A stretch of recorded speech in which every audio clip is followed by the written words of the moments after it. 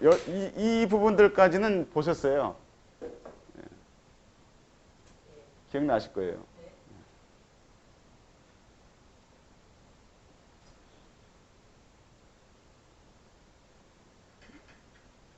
예. 그래서 최근에 이 보니까 지금 광복회와 관련된 사건들이 확인된 것만 이렇더라고요.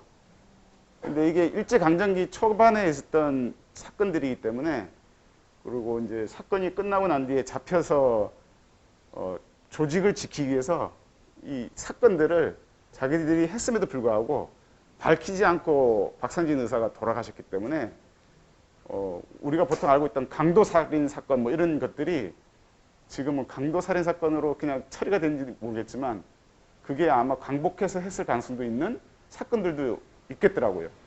예를 들면 1915년에 울산의 가장 부자라고 했던 송석하의 아버지 송태관이라는 사람이 광부동에 살았거든요.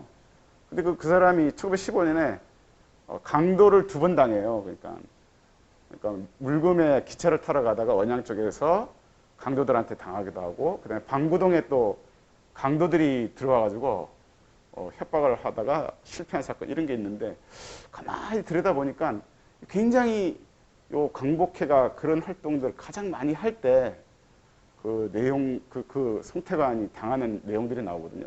그래서 그게 단순한 강도가 아니라 잘하면 이 광복회와 관련될 수도 있겠구나라는 생각도 사실은 들더라고요. 근데 지금 현재로서는 증명할 방법이 없어요, 그거를요. 근데 그럴 가능성은 굉장히 높다, 이렇게 제가 보이고요. 그래서 지난 마지막에 아마 김상옥 의사와 관련된 얘기를 보시면서 마무리가 됐던 것 같습니다. 예. 그 다음에 이제 동영상을 하나 집어넣었는데요. 이 동영상은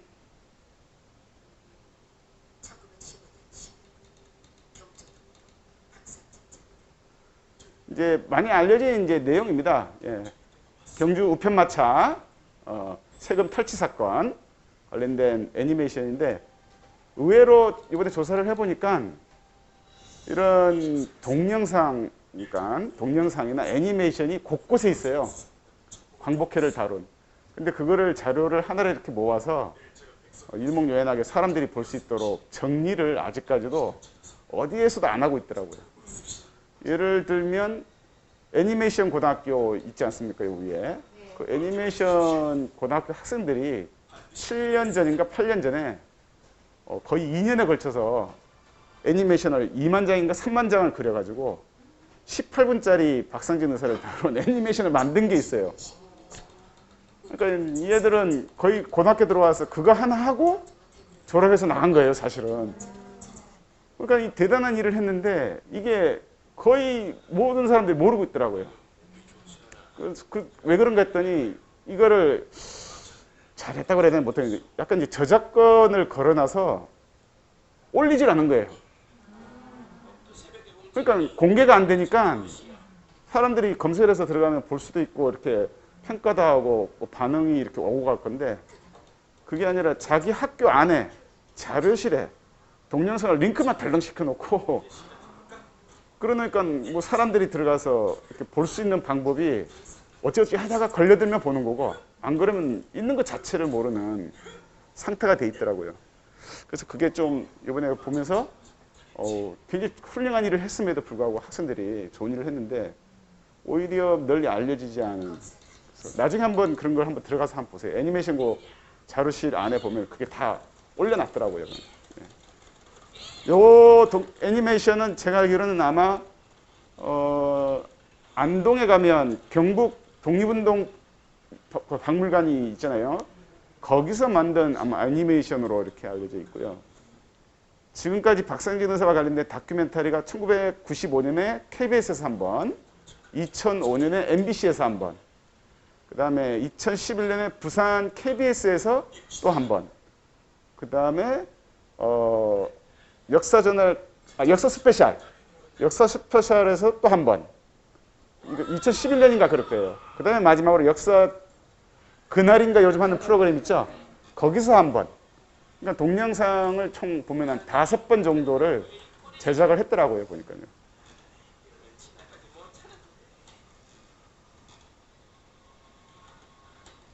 예, 하여튼 이런 것들도 모아서 한번 목록을 이렇게 만들어 가지고 이제 해야 되지 않을까 이제 생각을 했었는데 본의 아니게 이걸 제가 하게 됐어요, 사실은. 왜냐하면 다른 모임이 있는데 그 모임에서 한 울산과 관련된 거를 한 열 몇 개를 정해서 각자 나눠서 이제 뭔가를 쓰기로 약속이 돼 있는데 제가 맡은 게 해피면 또 이게 돼버렸어요. 그러다 보니까 모든 자료를 모아서 애니메이션이나 뭐 동영상이나 이런 것들을 파일이라든지 모든 것들을 정리를 안 하면 안 되는 그런 상태가 돼버렸더라고요, 지금 보니까. 나중에 한번 정리가 되면 공유를 이런 목록 있습니다라고 한번 공유를 해드리도록 하겠습니다. 예. 뭐 이제 대한항복기 이제 마무리를 짓도록 하겠습니다. 뭐 여기는 이제 옛날 얘기입니다. 사실 옛날 얘기이고 의의를 보시면 이제 공화주의, 그러니까 공화정이라고 하는 걸 제시했다라고 하는 것이 아마 가장 큰 얘기를 하는 것 같고, 만약에 광복회가 없다면 1900년대와 1920년대 중간에 끼어 있는 1910년대에 우리 조선들 도대체 뭘 했지? 라는 말을 하기가 어려운, 그러니까 중간에 딱 그 광복회 활동이 중간에 들어가서 맥을 계속 이어가면서 표가 안 나게 됐지만 비밀가사이기 때문에 활동을 했다라는 것들을 이어준 어떤 굉장히 중요한 위치를 가지고 있다. 이렇게 지금 얘기가 되는 것 같습니다. 지금 보니까. 그 다음에 이제 넘기도록 하겠습니다. 예. 요거는 이제 박선진 의사와 관련된 자료들인데, 자료들 가운데 어떤 자료는 박선진 집안에서 나온 게 아니고 박선진 의사가 편지를 보냈는데 그걸 받은 집안에서 그 후손들이 버리기가 좀 이상해가지고 병풍을 만들어서 그냥 붙여놨는데 나중에 보니까 그게 박선진 의사 편지더라. 뭐 그런 것도 있어요, 사실은요. 예. 그 다음에 이거는 이제 박선진 의사가 1961년입니까? 2년에 독립유공자로 추서받을 때 받았던 그 이제 공문서입니다. 자세히 보시면 국가재건 최고회의 의장 박정희로 이렇게 나올 거예요. 62년이기 때문에. 예.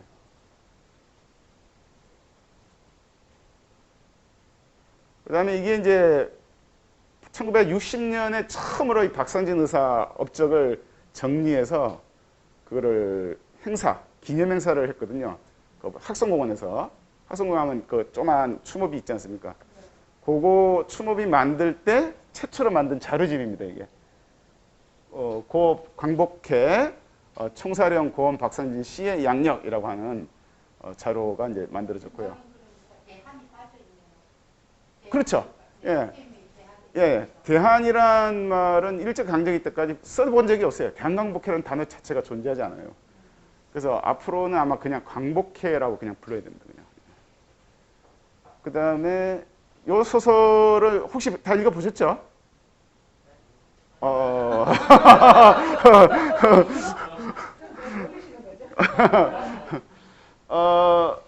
이 소설은 그 김원일 작가인데요. 대구에 가면 마당 깊은 집이라고 한 대구를 배경으로 한 유명한 소설이 있었어요. 한때 MBC인가 드라마로 만들어져 가지고 방영도 했던 바로 그 마당 깊은 집이라는 소설을 쓴 작가입니다. 김원일 작가인데 이분이 쓴 이제 장편 소설이에요. 9권짜리. 제목이 늘 푸른 소나무라고 되어 있습니다. 그래서 이 소설이 어디를 배경으로 하냐면 지역은 울산을 배경으로 하고 있어요. 시대는 1910년대에서 1920년대 초반을 다루고 있어요. 그러니까 1910년대 광복회하고 그다음에 울산의 3.1운동 중에 언양 3.1운동 그리고 20년대 초반에 울산의 청년운동 부분을 김원일 이분이 소설로 만들어냈어요. 그럼 이분이 어떻게 울산 얘기를 하게 됐냐면 어머니가 울산 분이세요. 그래서 외가가 여기고 친가가 김해인가 그래요. 김원일 작가 아버님이 이제 소위 말하는 빨갱이였어요. 김해 지역 출신에. 그래서 굉장히 이제 뭡니까 이제 어렸을 때 아버지가 이제 사상범 빨갱이로 몰려가지고 집안에 많은 문제가 있었던 모양이더라고요. 그래서 이렇게 저렇게 이제 들은 얘기도 있고 어머니로부터 들은 얘기도 있고 그다음에 외가가 있는 울산에도 자주 와서 울산에 대한 얘기들을 많이 들었다 하더라고요. 그래서 소설에 박상진 의사가 나와요. 바로 가상의 인물 한 반 정도 하고 그다음에 실제 인물 반 정도가 섞여서 상당히 울산의 1910년대와 20년대 초반의 상황을 김원일 작가가 굉장히 조사를 많이 했더라고요. 꼼꼼하게. 그래서 읽어보시면 참 재밌어요. 예. 나름 또 시각도 나쁘진 않아요. 예. 완벽하진 않은데 뭐 그래도 울산을 다루고 있는 소설 중에 이만한 소설이 사실은 없어요. 그래서 9권짜리라서 어려울 것 같지만 쉽게 넘어갑니다. 글들이. 그래서 한번 보시면 박상진 의사와 관련된 광복회 1910년대하고 3.1운동에 대한 이야기 그 부분하고 20년대 초반에 울산의 어떤 상황을 잘 묘사를 한 소설로 유명합니다. 근데 이걸 어디 가나 늘 소개를 해드리는데 생각 외로 읽어보신 분들이 잘 없더라고요. 지금 보니까 사실은. 근데 꼭 한번 보시기 바랍니다. 그러니까. 그 다음에 요게 이제 1960년 처음 기념사업회에서 세웠던 학생공원에 있는 비석인데 원래는 이랬습니다. 밑에 바닥에 거의 땅에 닿도록 세워져 있었는데 지금은 이런 상태로 높여진 거죠. 사실은. 그래서 여기 참여하고 있는 이 사람들은 소위 말하는 울산의 유지들입니다. 1960년 울산의 유지들. 그러니까 박상진 의사를 알 수 있는 사람들도 좀 있고요. 젊었을 때 얘기를 듣거나 실제로 봤을지는 모르겠지만 하여튼 그런 분들이 쭉 모여 있습니다. 여기. 그래서 여기 보면 단기 4294니까 1960년 9월 5일 날 이렇게 8월입니까? 9월이죠. 9월 5일 날 세워서 이제 비석을 세우고 기념사업을 했는데 이거 한 번 하고 한 20년간 아무 사업이 없었어요. 박상진 의사에 대해서. 왜냐면 추가로 뭘 하려고 했는데 세상이 바뀌어버렸어요. 5.16 쿠데타가 일어나면서 박정희가 권력을 잡게 되고 그러면서 이런 부분을 다루는 것들을 내부적으로 좀 금기시하게 되면서 드러내지 않는 물론 이제 독립유공자 추서를 그 뒤에 했음에도 불구하고 전혀 기념사업 같은 게 안 이루어지다가 78년인가 70년대 말에 가서야 다시 박상진 의사에 대해서 이제 얘기가 돌면서 이제 다시 되는 거거든요. 그래서 60년부터 78년까지는 아무런 이거 하나 세워놓고는 아무것도 행사가 없었어요, 사실은. 그 다음에 이제 박상진 의사 부분을 지금 우리가 애매하게 생각했던 게 뭐냐면 이 박상진 의사와 관련된 부분이 JC라고 하는 청년회의소라는 이제 기업가 단체죠, 소위. 예. 이 단체 쪽에서 이 사업을 진행을 하면서 애매하게 돼버린 거예요. 박상진 의사에 대한 부분이 약간 뭔가 좀 있는 사람들이 좀 뭐 이렇게 하는 어떤 그런 쪽에 있는 인물이었나? 라는 식으로 돼버리게 된 게 이것 때문에 그랬던 것 같아요. 원래는 이 동상이 옛날 그 코리아나 호텔 옆에 지금 그 무슨 롯데인가 큰 아파트 같은 거 들어가 있잖아요. 그 앞에 강변에 있었어요, 이 동상이. 그 JC 사람들이 이걸 강변에 세워가지고 있었는데, 2000년인가? 그때 요 북정공원, 여기가 중부 경찰서 자리죠. 중부, 일제강점기 때는 울산 경찰서가 있던 자리입니다. 예. 경찰서가 이제 여기, 어딥니까? 남해동 쪽인가요? 중부서가 글로 이사를 오면서 여기가 공원으로 바뀌었죠. 그러면서 이제 요거를 옮기게 됐어요. 강변에 있던 거를 일로 옮기고 비석을 새로 세웠습니다. 이거 추모비를. 예. 원래 없던 겁니다. 그래서 이렇게 이제 세워놨는데 현재 이 두 개 다 없어졌죠 또. 왜냐면 여기를 좀 통째로 더 밀어서 미술관을 지금 짓고 있지 않습니까? 여기가. 지금 미술관 짓는다고 한참 바닥 뚫어놓은 데가 바로 여기입니다. 도서관하고 이 공원을 싹 밀어버렸어요. 그랬더니 요 동상은 재활용 센터에 지금 임시 보관이 되어 있고요. 중구 재활용 센터에 지금 보관이 되는데, 그래서 제가 전화를 했어요. 담당 공무원한테. 궁금해가지고 도저히 안 되겠다. 어디가 있냐 물어보니까 재활용 센터에 있는데, 미술관이 다 만들어지고 나면 그 다음에 이 동상을 다시 놓을 건지 다른 데 옮길 건지를 고민 중에 있습니다라고 하더라고요. 예. 하여튼 그런 상태고 비석은 어떤 개인 집인가로 옮겨져 저기 비석은 지금 학성공원으로 가 있답니다. 다시 학성공원으로 가 있다는데 아직 학성공원에서 제가 못 봤어요. 근데 저는 있던가요? 최근에 봤구나. 저는 최근에 못 봐가지고 이게 어디 갔나 했더니 학성공원, 요거는 재활용센터. 근데 이 두 가지가 지금 보건처에서 지정한 현충시설이에요.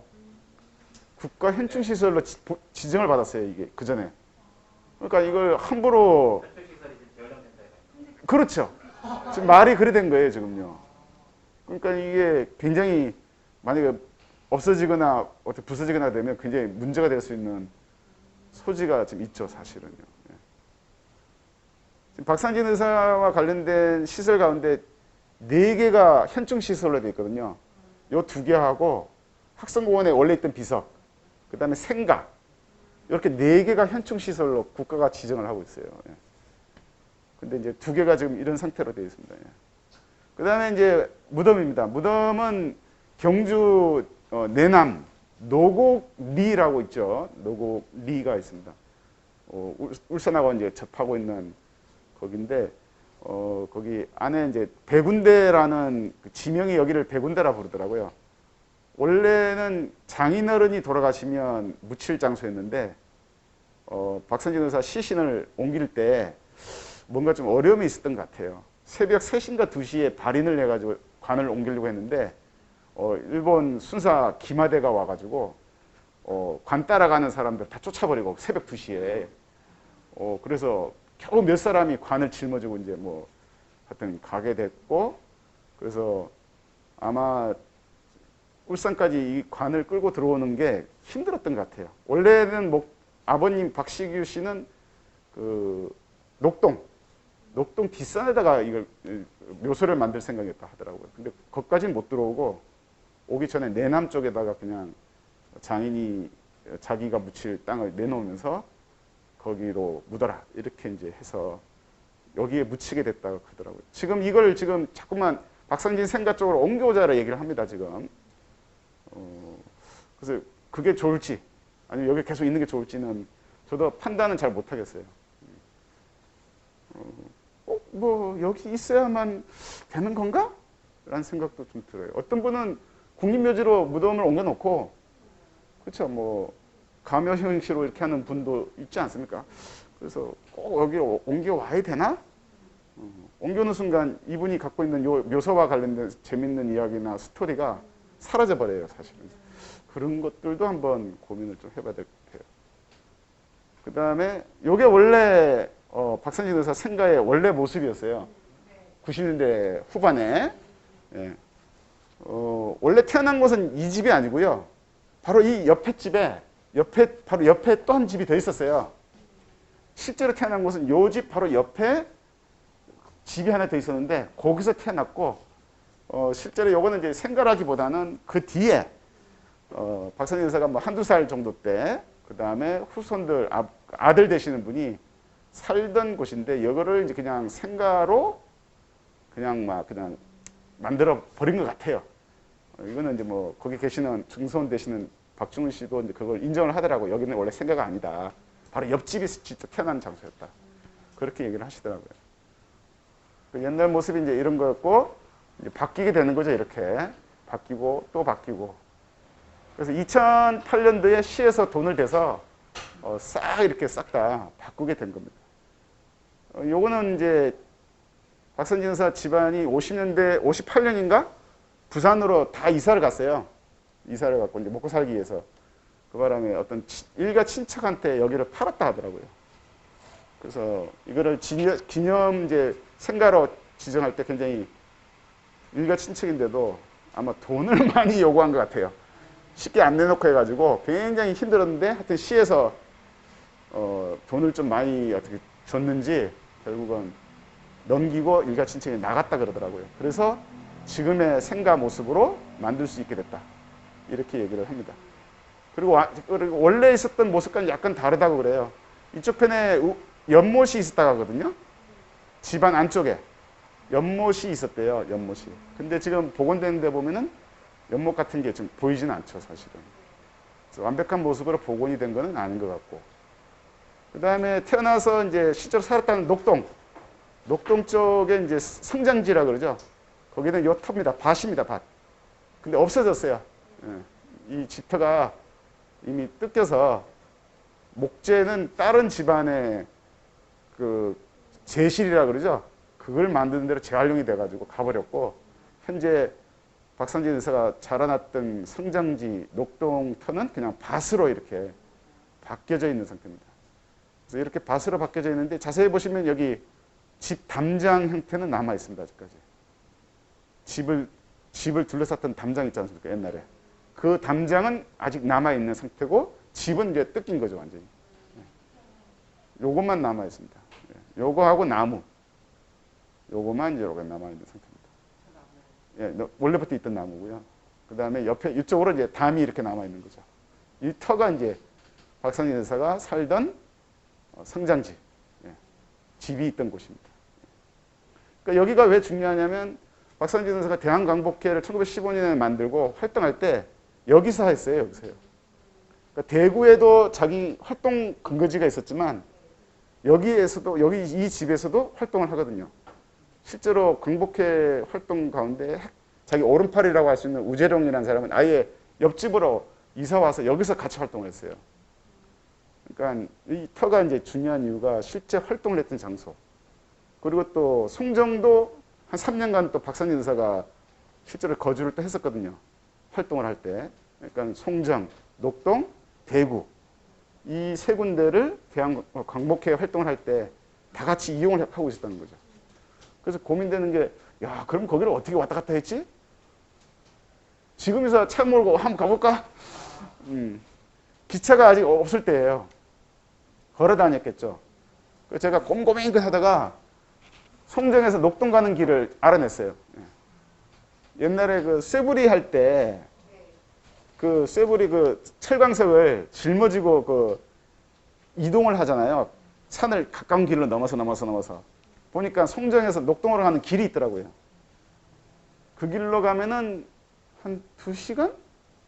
송정에서 녹동 사이가? 생각보다 짧아요. 예. 걸어서요. 생각보다. 예. 예. 그렇죠. 공항 쪽에서 동천을 따라 올라가다가 상안천인 가는 거 있죠. 상안천을 따라서 쭉 끝에까지 가면 야산 조그만 게 나오거든요. 그 야산을 탁 넘어가면 녹동이 나와요. 예, 예. 그 안쪽에 그 상안천 안쪽에 무슨 저수지가 공원처럼 약간 만들어진 데가 있더라고요. 예, 거기를 딱 넘어가면 되는 거예요. 그럼 그게 바로 녹동이 나와요. 생각보다 가까웠던 것 같아요. 예.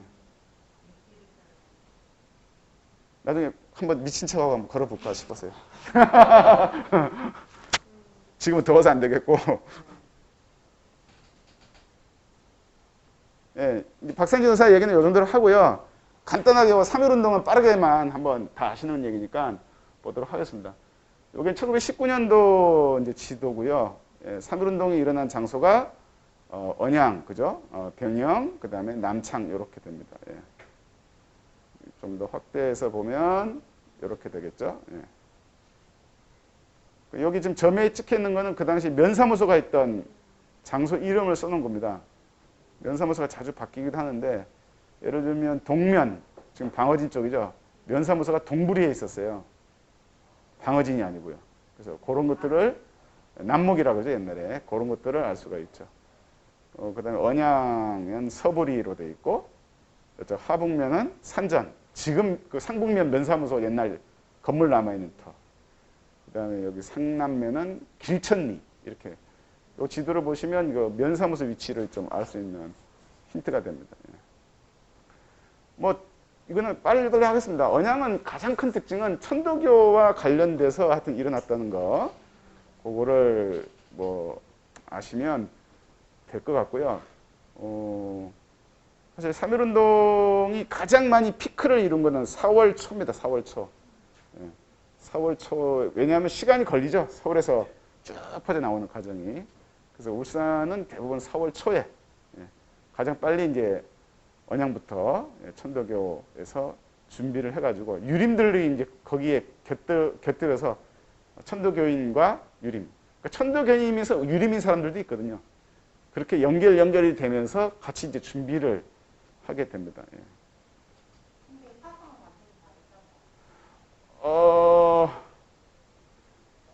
사상이 다르다. 예. 예. 예, 이제 그런 게 이제 유림들의 한계점이었죠. 근데 이제 이미 1900년대가 되면 유림들 가운데 소위 이제 혁신 유림이라 그래서 개화를 한 유림들, 신식 교육을 받은 이제 유림들이 등장을 하거든요. 이제 그런 분들도 있고, 뭐 울산 언양 쪽에 그 분들이 꼭 그런가 했을 때 아닐 수도 있는데, 예를 들면 여기 보이는 이무종이라는 사람 유림으로 나오잖아요. 이 사람이 1910년대 때 양정의숙을 다녀요. 1910년대에 아까 그 박상진 의사 얘기했던. 그래서 이무종 선생이 이제 1910년대 초반에 서울의 양정의숙을 가서 거기서 신식교육을 받아온 그 지역의 이제 유림이죠. 근데 나중에 이 사람이 또 천도 신자가 돼요. 그러니까 이게 막 겹치는 거죠, 서로가. 그러면서 이제 깨어 있는 사람들이 나오고, 유철순이라는 사람도 아마 같이 제가 알기로는 양정숙을 같이 다녔던, 그러니까 의외로 지역에서 그런 사람들이 한두 명씩 꼭 있는 것 같아요. 서울에 요즘 말로 이제 유학 갔다 온 사람들. 그럼 그 사람들은 아무래도 보고 내려온 게 다르다 보니까 주변에 영향을 막 이렇게 끼치는 형태가 자주 나오는 것 같더라고요. 뭐 진행 과정 얘기는 뭐 다 아시는 거고, 최근에 이제 언양과 관련돼서 눈여겨보아야 할 사항은, 언양은 사망자가 한 명도 없었다라고 이제 알려져 있었잖아요. 그런데 1935년도에 경남 경찰, 지금은 도경찰이죠. 경남 도경찰에서 발간한 내부 비밀 자료에 의하면 언양 만세 시위 때 한 명의 사망자가 있었다라는 게 자기들 그 일본 애들 기록에 나옵니다. 여자분이에요. 나이 드신 여자분이 사망을 했다 그러더라고요. 그래서 기존에는 언양은 사망자가 없다라고 했는데 실제로는 한 분의 사망자가 이미 있고요. 그리고 이제 특징은 주재소가 어디 있었을까 했을 때, 옛날 언양초등학교 정문, 예, 그 앞쪽이 이렇게 동그랗게 이렇게 돼 있잖아요. 옹성이라고 해서 바로 그 옹성 안쪽이 주재소가 있던 자리예요. 그러니까 자기들도 생각할 때 어디가 가장 주재소가 있고 안전하고 방어나 뭐위 할 때 좋을까? 바로 그 자리가 거기 있던 거죠. 그러니까 성벽은 허물어져서 자꾸 이제 내려앉더라도 삥 둘러싸는 형태로 이 막아주는 어떤 방어 시설이 될 수 있으니까 그 자체가 바로 주재소 터가 되는 거예요. 그러니까 이제 만세 와 불러서 사람들이 몰려간 장소는 그 주재소가 있는 옹성 쪽으로 이제 간 거죠. 그러니까 이제 일본 애들이, 순사 애들이 그 옹성 쪽에 올라가서 오는 사람 보고 이제 총을 쐈던 거죠. 예. 그러면서 이제 거기서 사망자가 한 명이 나오는 거고요. 예. 뭐 이제 요 재판 과정이나 뭐 이런 얘기는 이제 뭐 이렇게 정리를 하시면 되고, 요거는 이제 언양의 3.1운동을 천도교 쪽에서 주도를 하다 보니까 언양 천도교 교구에서 관련된 자료를 모은 책자가 있습니다. 예. 이 책자는 이미 공개된 지 벌써 한 40년 됐는데 이제 쓸 줄을 알아야 되는 거죠. 이거 보고 이게 어떤 의미지? 이런 부분들이 되는데 그 전까지는 잘 몰랐었어요. 예. 모르다가 이제 최근에 와서 요거를 분석해서 이제 글을 쓰신 분들이 여러 분이 계세요. 예. 여기 보면 이제 한자로 이렇게 돼 있고, 여기 보면 연원록이라고 해서 울산교구 포독 61년 이래 되어 있습니다. 그러니까 이 연원록이라는 게 뭐냐면 그거예요. 천주교에 가면 천주교 신자들 상당마다 신자들 모아놓은 명단 정리한 책이 있다 그러더라고요. 명부라 그러죠, 명부.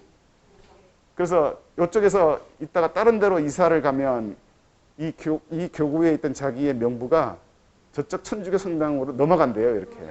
네, 교적이라고 그러죠. 이 천도교도 마찬가지예요. 그거를 정리한 부분이 바로 이 연원록이라는 거예요. 그러니까 내가 얘를 포교시켰어. 그럼 얘가 얘를 포교시켰어. 그래서 천도교 신자를 만들었어. 그거를 쭉 써놓은 거예요. 계보예요. 예. 그래서 이걸 보면은 이제 나오는 거예요. 아, 언양에 누가 제일 먼저 천도교를 믿었는데 이 사람이 누구를 포교시켰고 누가 해서 연결이 됐는가를 알게 되는. 그래서 이게 천도교뿐만 아니라 어떤 언양의 3.1운동의 어떤 맥을 찾는데 이 부분이 굉장히 도움이 됐던 거죠. 그 다음에 이제 3.1운동과 관련된 최초의 기념 비석은 이 비석이 최초의 비석이었어요. 3.1운동 유공비라는 비석인데 경희고 있죠. 경희중학교 경희고 옛날에 같이 있을 때 그때 들어가는 문 안쪽에 이 비석이 제일 먼저 세워져 있었어요. 그런데 지금은 옮겨져서 상분 면사무소 그 면사무소 뜰에 옮겨져 있습니다. 예. 그래서 이 비석이 이제 중요했던 이유는 1975년 8월 15일 날 세웠는데 누가 글을 썼냐면 요산 김정한 선생이 썼었어요. 김정한 혹시 아십니까? 요산? 사하촌 소설 쓰신 분. 사하촌이라고 절 아래 마을 해가지고 일제강점기 때 그 절과 그 일반 그 소작농가의 어떤 관계를 다룬 유명한 그 김정한 선생, 부산 분이잖아요. 그분이 이 비석 글을 쓰셨어요. 그래서 아니 왜 이분이 여기 와서 부산 분이 언양에 그것도 이 경희고 앞에다가 이걸 왜 쓰셨지? 알고 보니까 요산 김정한 선생이 초등학교 선생님을 일제강점기 때 하시는데 첫 발령지가 울산이에요. 지금으로 치면 대연초등학교. 대연초등학교, 대연초등학교 나오셨어요? 요산 김정한 선생님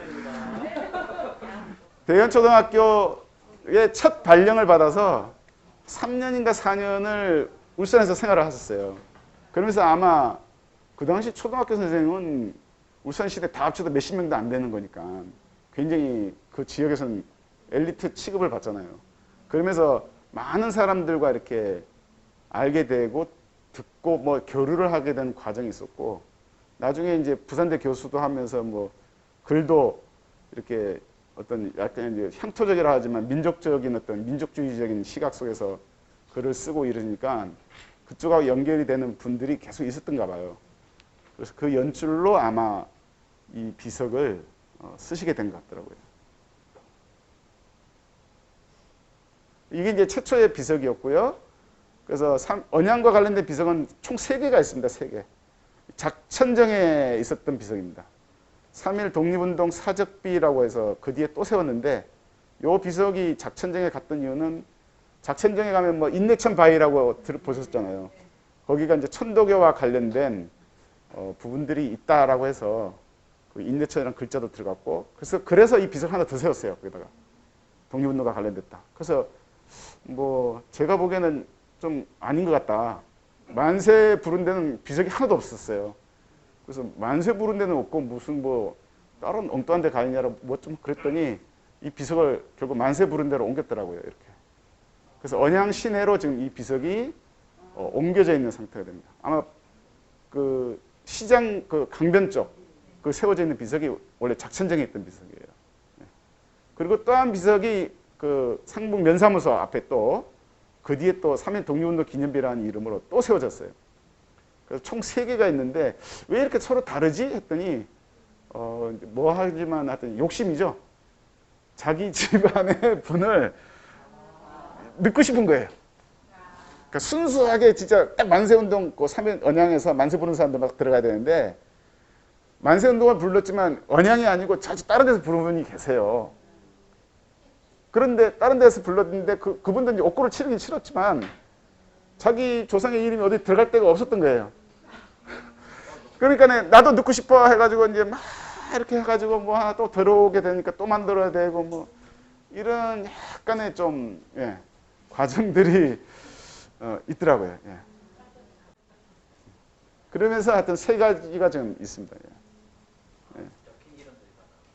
그래서 상부 면사무소 가면 뜰에는 이렇게 크게 2개가 있습니다. 이렇게.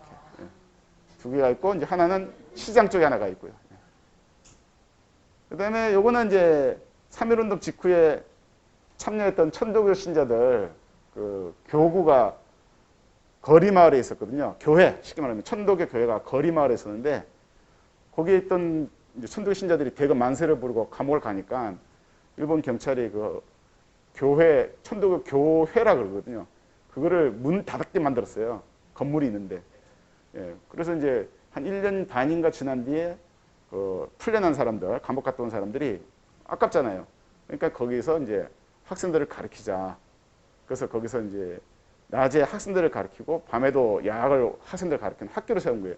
그게 양정학원이라는 학원이에요.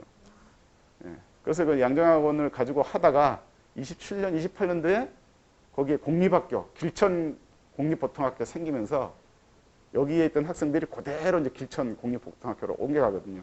그러니까 양정학원은 이제 문을 닫게 되는 거죠. 그래서 양정학원 이제 출신들이 나중에 그걸 기념하는 비석을 그 학교에 있던 그 터에다가 옆에다가 세워놓은 겁니다. 거기서 한 20m 떨어진 논바닥 여기가 옛날 학교가 있던 곳이었어요. 그러니까 이런저런 하여튼 것들을 통해서 이제 사실이 이제 알려지게 된 거죠. 여기서 이제 선생님 했던 대표적인 분이 이제 이무종이라고 하는 아까 말씀드렸던 그분입니다. 병영은 뭐 병영청년회에서 준비했다 그러는데 이게 진짜인가 가짜인가 고민을 많이 했었는데 결론은 청년회가 있었긴 있었던 것 같아요. 예, 결론은 뭐 비밀리에 만들었다기보다는 그 지역 사람들, 지역 그 청년들이 모여서 하는 정도 수준의 청년회는 분명히 있었던 것 같아요. 그래서 서울에서 온 유학생 2명을 통해서 만세운동을 얘기 듣고 준비했다. 한명저 이용을 진짜냐 가짜냐 말이 많았었는데 올 초에 이 두 사람 이름을 자료집에서 찾아냈어요. 예. 교육청 저 북구에 있는 강북교육청 문서고에 그 초등학교 졸업생 그 명부가 보관이 돼 있는데 거기에 하여튼 이 두 사람 이름이 나오더라고요. 그러니까 이분들은 이제 병영초등학교 전신인 일신학교라고 있잖아요. 일신학교를 나왔고 그 다음에 1년제 농업 보조 무슨 학교가 있었어요. 그 울산초등학교 근처에 그 1년제를 나온 뒤에 서울로 유학을 갔던 사람들이더라고요. 두 사람이. 그래서 이 사람들이 말로만이 아니라 실제로 병영 출신으로 존재하는 사람이구나 하는 것을 증명을 할 수 있게 됐죠. 그래서 아마 만나서 이렇게 준비해가지고 2번 만세를 부르게 됐던 것 같고요. 4일날, 5일날인데 5일날 때 4분이 돌아가셨죠. 여태까지 나온 거는 뭐 수십 명의 수비대가 나왔다 그러는데 사실 수십 명은 아니고요. 일본 경찰과 수비대를 다 합치면 한 13명 정도가 됩니다. 그러니까 주재소에는 3명 정도밖에 없었어요. 3명 정도밖에 없었는데 이제 만세를 많이 부르니까 울산 읍내에서 이제 본서에서 수비대하고 일경이 와서 총 13명이 이제 진압을 하게 된 거죠. 그래서 이튿날에는 이제 좀 많이 했는데 4분이 이제 돌아가시게 됐던 거고, 요 그림은 이제 일제강점기 후반기에 병영초등학교를 졸업했던 졸업생 분이 돌아가시기 전에 자기들끼리 한 40~50쪽짜리 뭐라 그럴까 회고록이라 해야 되나 동창회 집이라 해야 되나 그걸 만드셨어요. 그 만들면서 이제 그림까지 이제 자기가 학교 다녔을 때 일제강점기 때 병영초등학교 모습을 그림으로 이제 그려신. 그래서 옛날 모습을 유일하게 제가 알기로는 보존하고 알려주는 유일한 그림을 알고 있는데 이 그림을 아는 분이 제가 알기로는 지금 아무도 없더라고요. 보니까요. 네. 그래서 이 그림을 보시면 요게 올라가는 계단이잖아요. 이렇게요. 여기 함합이 보이잖아요. 근데 여기 밑에 요 2번째 집에 뭐라 써놨냐면 청년의 회관 딱 써놨어요. 그러니까 여기가 병영 청년의 회관 사무실이었던 거예요. 여기에 있다가 베름산이라고 하는 데로 이사를 갔던 거거든요. 새로운 집을 져가지고. 청년회가 여기 있었고 밑으로 쭉 내려오면 새로운 안기라고 여기 만나는 삼거리 나오죠. 거기에 슈퍼 하나 있잖아요. 그 슈퍼가 주재소 자리예요. 주재소가 여기 있었고 면사무소가 이쪽에 있었어요. 주재소, 면사무소, 청년회 이렇게 있었던 거죠. 그러니까 만세 와 부르고 변현시장까지 내려갔다가 베른산을 한 바퀴 뺑 돌고 이렇게 돌아오는 거예요. 그러니까 또 이튿날에는 또 뺑 돌아서 오다가 출동한 이제 순사가 총을 쏴서 여기서 이제 사고가 터진 거죠. 문제는 여기서 과연 축구공을 차가지고 만세를 불렀냐예요. 최근에 그 이제 울산대학에서 허영남 교수는 그거 다 뻥이다. 축구공을 차면서 한다는 게 말이 되냐, 만세를. 왜냐면 4월 4일 날은 평일날이었어요. 원래 장날을 해야 했는데 이미 일본 애들은 3월 달부터 장날을 못 열게 다 막아놨었어요. 울산 읍내도 막았기 때문에 만세를 못 부르거든요. 여기도 마찬가지였는데 4월 4일 날 장날이 아님에도 불구하고 청년들이 만세를 기습적으로 부른 거예요. 그럴 때 청년회 회원들이 학교로 들어가서 수업하고 있는 선생한테 이제 애들을 데리고 나가겠다 하니까 이제 선생님이 말도 안 된다 맞고 하다가 말 안 들으니까 청년들이 선생님을 때려 팼대요. 그리고 애들을 데리고 나갔다는 거예요. 그러면서 이제 만세를 불렀다 하거든요. 근데 제 느낌에는 그 선생님이 과연 막았을까? 일부러 날 때려라 하지 않았을까요? 아니면 데려가세요 하면은 나중에 문제 되잖아요. 그래서 제가 보기에는 아마 때려라 하지 않았을까? 그런 생각이 들더라고요. 근데 축구공 얘기를 과연 그게 이제 과연 믿을 수 있느냐? 문제가 좀 되고 있죠, 사실. 요것도 요 지도도 요 책자에 같이 나와 있는 지도입니다. 예. 총선대는 여기구나, 장터. 예. 지금 시장터, 백년시장. 예. 요 베름산이라고 지금은 여기를 주택단지 만든다고 싹 밀어가지고 집들이 들어가서 낮아 보이는데 원래는 여기가 제일 높았어요. 영령에서. 그래서 베름박 같은 절벽이 있는 산이라 해서 베름박. 그래서 베른산이에요. 예. 높은 산. 예. 이게 60년대까지만 해도 여기가 그대로 남아있어서 찍은 사진이 남아있어요. 실제로. 여기 뒤에 보면 학교 뒤편에 사당이 하나 있잖아요. 314. 그쵸? 그게 314 사당이 여기 있었어요. 베름산에. 안 나옵니까? 여기 있구나.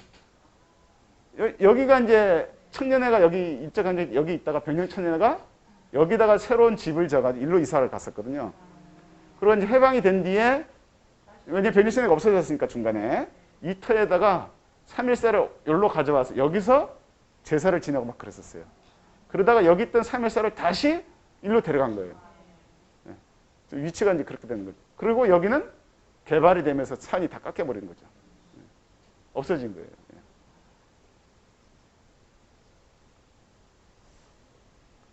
하여튼, 예?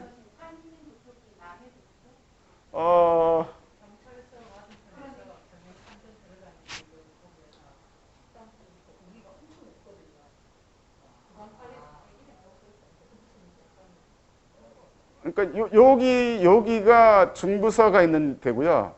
천주교 성당 새로 생긴 거 있죠. 순교지. 네. 예.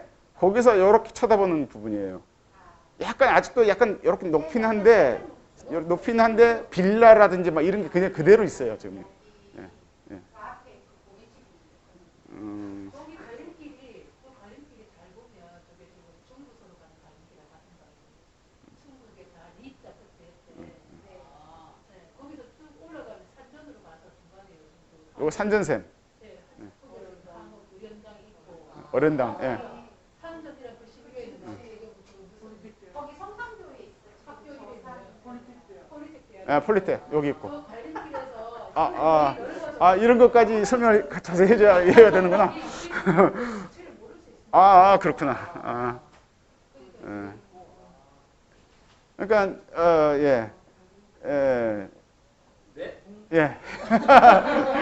이거는 나중에 다른 또 시간대 이 부분은 또 설명할 시간이 있어요. 예, 지금은 3.1운동과 관련된 얘기를.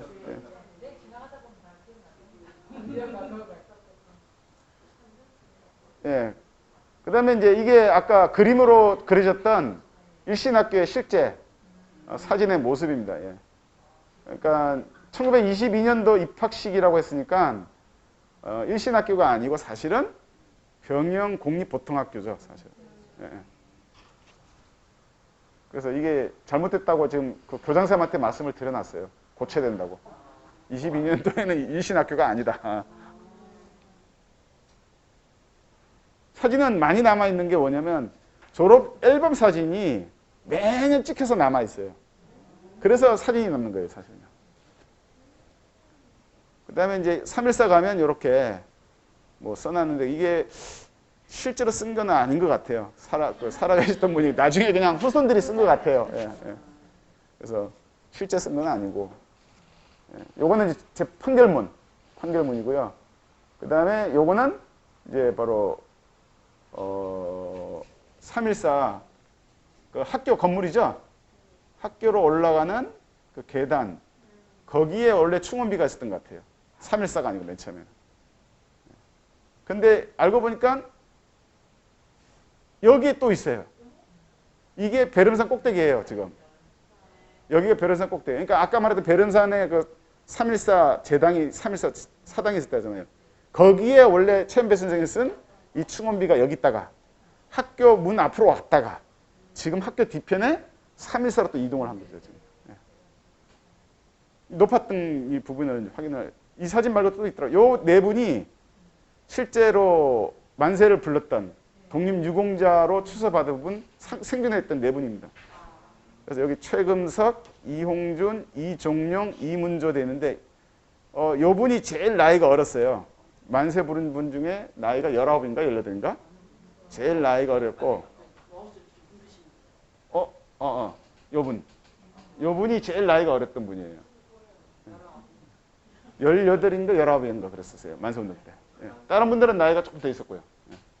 예. 이분이 이제 소위 말하는 축구공 얘기가 이분의 회고에 나온 얘기입니다. 이분 때문에 시작된 거예요.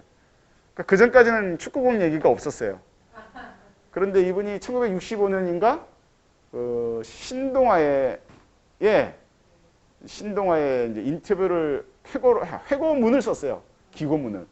그래서 기고문을 쓰시면서 이제 축구공을 차는 걸 기회로 이제 만세를 시작했다. 그러면서 이제 축구공 신화가 시작됐다.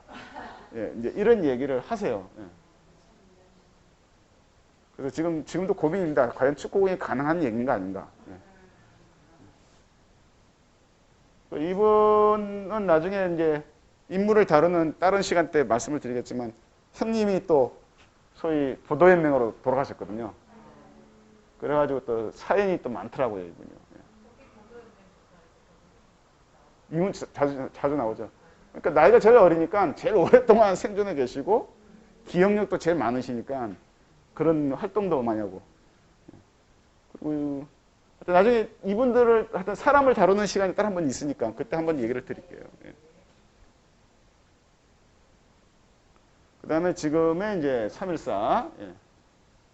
들어가 있고 지금 여기 있는데 다시 또 여기 좀 옮겨졌어요. 지금은 또 314 문 앞쪽으로 다시 이게 또 나와 있어요. 밖으로 예. 이 비석이.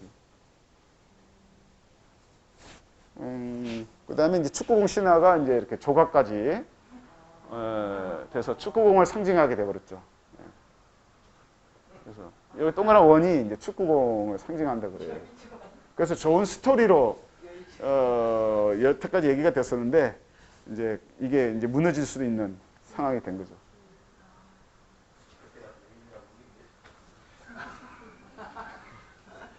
그다음에 이제 남창은 저기 학승희 씨, 예, 그분들의 영향을 이제 많이 받았다 이런 얘기를 합니다. 예. 일단 그게 핵심이고요. 그다음에 다른 건 없고 여기는 이제 그 사망하신 분이 없으세요. 그리고 한 번으로 이제 끝났고, 예. 그래서 이제 중요한 거는 요 지금 남창 3.1운동 의겁이죠. 이 의겁이가 있는 기념비가 있는 장소가 주세소 자리래요.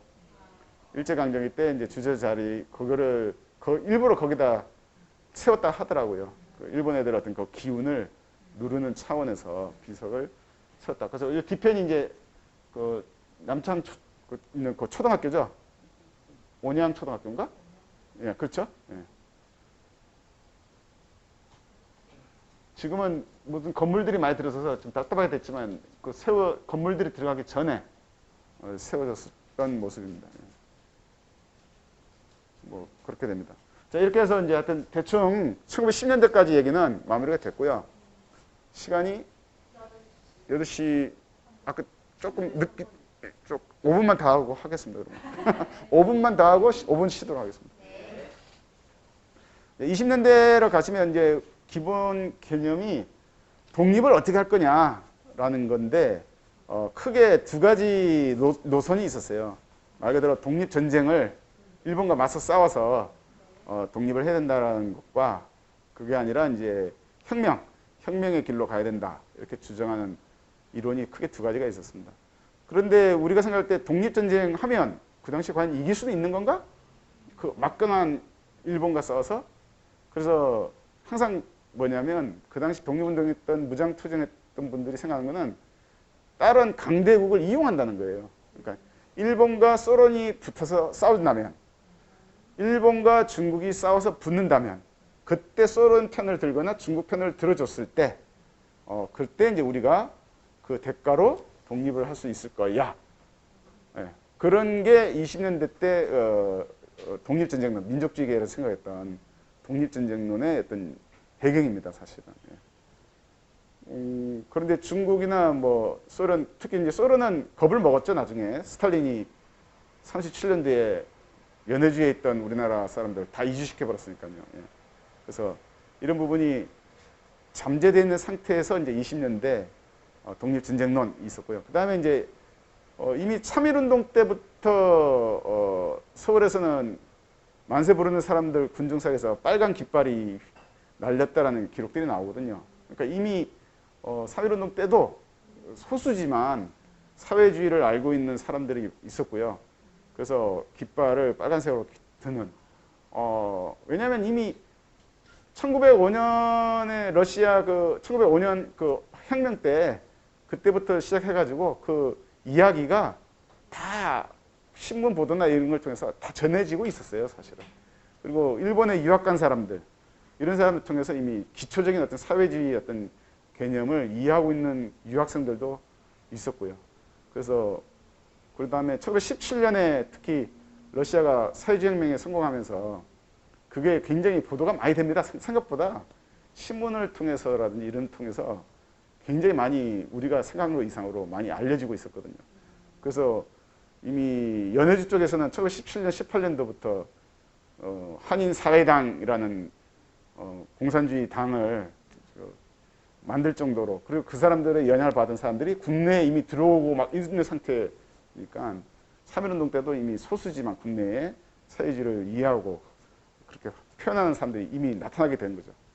그래서 여기서 이제 사회주의 쪽에서 이제 보는 거는 우리나라 사람들이 그 사회주의를 받아들이는 배경은 사회주의 말 그대로 거기서 말하는 대로 그런 국가를 만들자고 하는 그것보다는 이 독립운동 사람들이 그거예요, 다. 일단 처음 받아들인 거는 그거를 이용하면 독립은 할 수 있나? 된다면 그걸 받아들일 수 있어. 라는 관점에서 이렇게 받아들여요. 그러니까 어떻게 보면 민족적 사회주의인 거죠. 그러니까 서양 유럽인들처럼 말 그대로 사회주의 혁명을 처음부터 목표로 해서 그렇게 하는 게 아니라 우리나라 사람들의 특징은 도움이 된다면, 독립에 도움이 된다면 사회주의라도 받아들일 수 있어. 그러면서 사회주의를 받아들이는 거거든요. 그러다 보니까 첫 번째 목표는 사회주의 혁명이 아니라 일단 민족해방이라고 하는 독립이라는 것이 첫 번째 목표가 될 수밖에 없는 거고, 그게 돼야 뭐 그 2단계, 그 다음 단계로 뭐 사회주의 혁명을 하든 말든이 된다.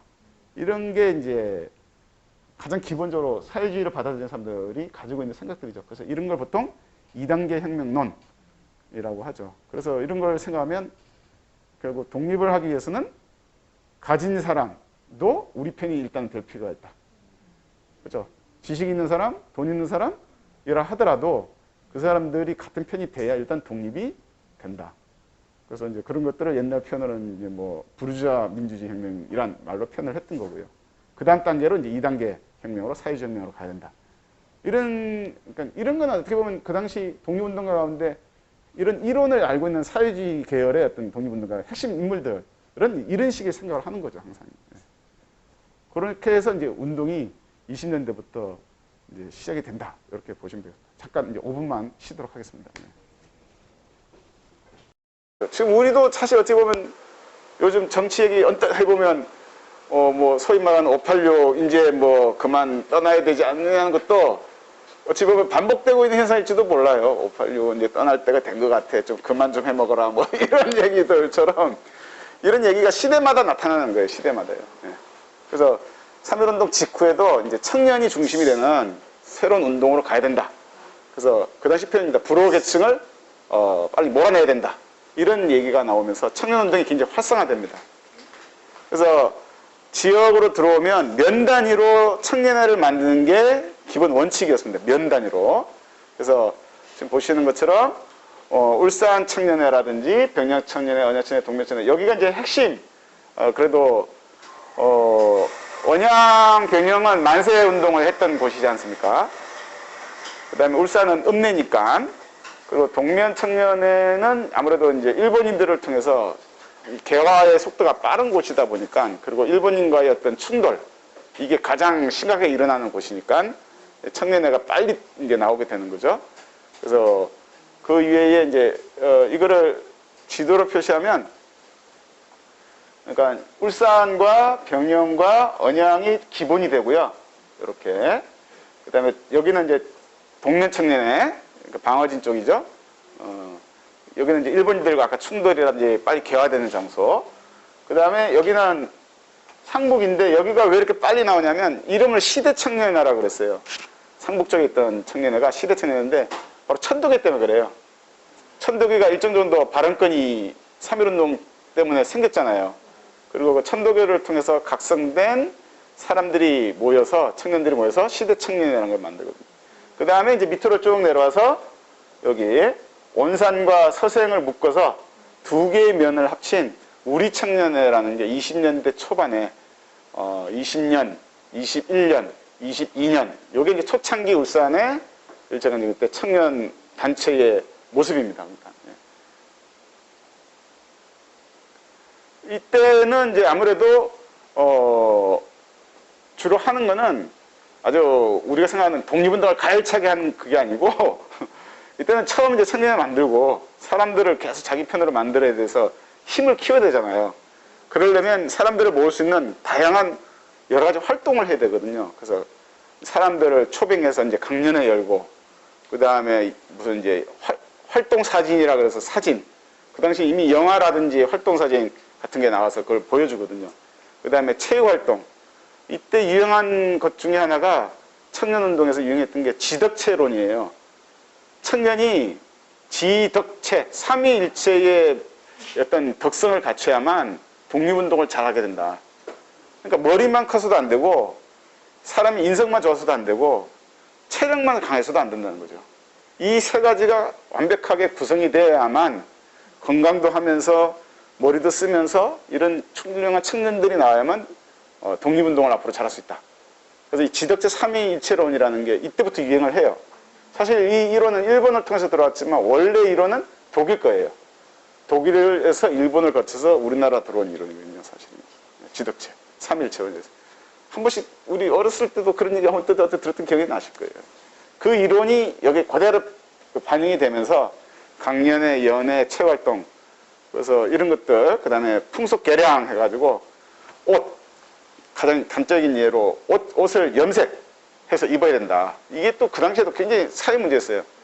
20, 30년대 찍은 사진들 보면 우리나라 사람들 여전히 갓쓰고 하얀 옷 입은 사람들이 많잖아요. 근데 그걸 그렇게 입고 있으면 활동에 굉장히 방해가 되는 거예요.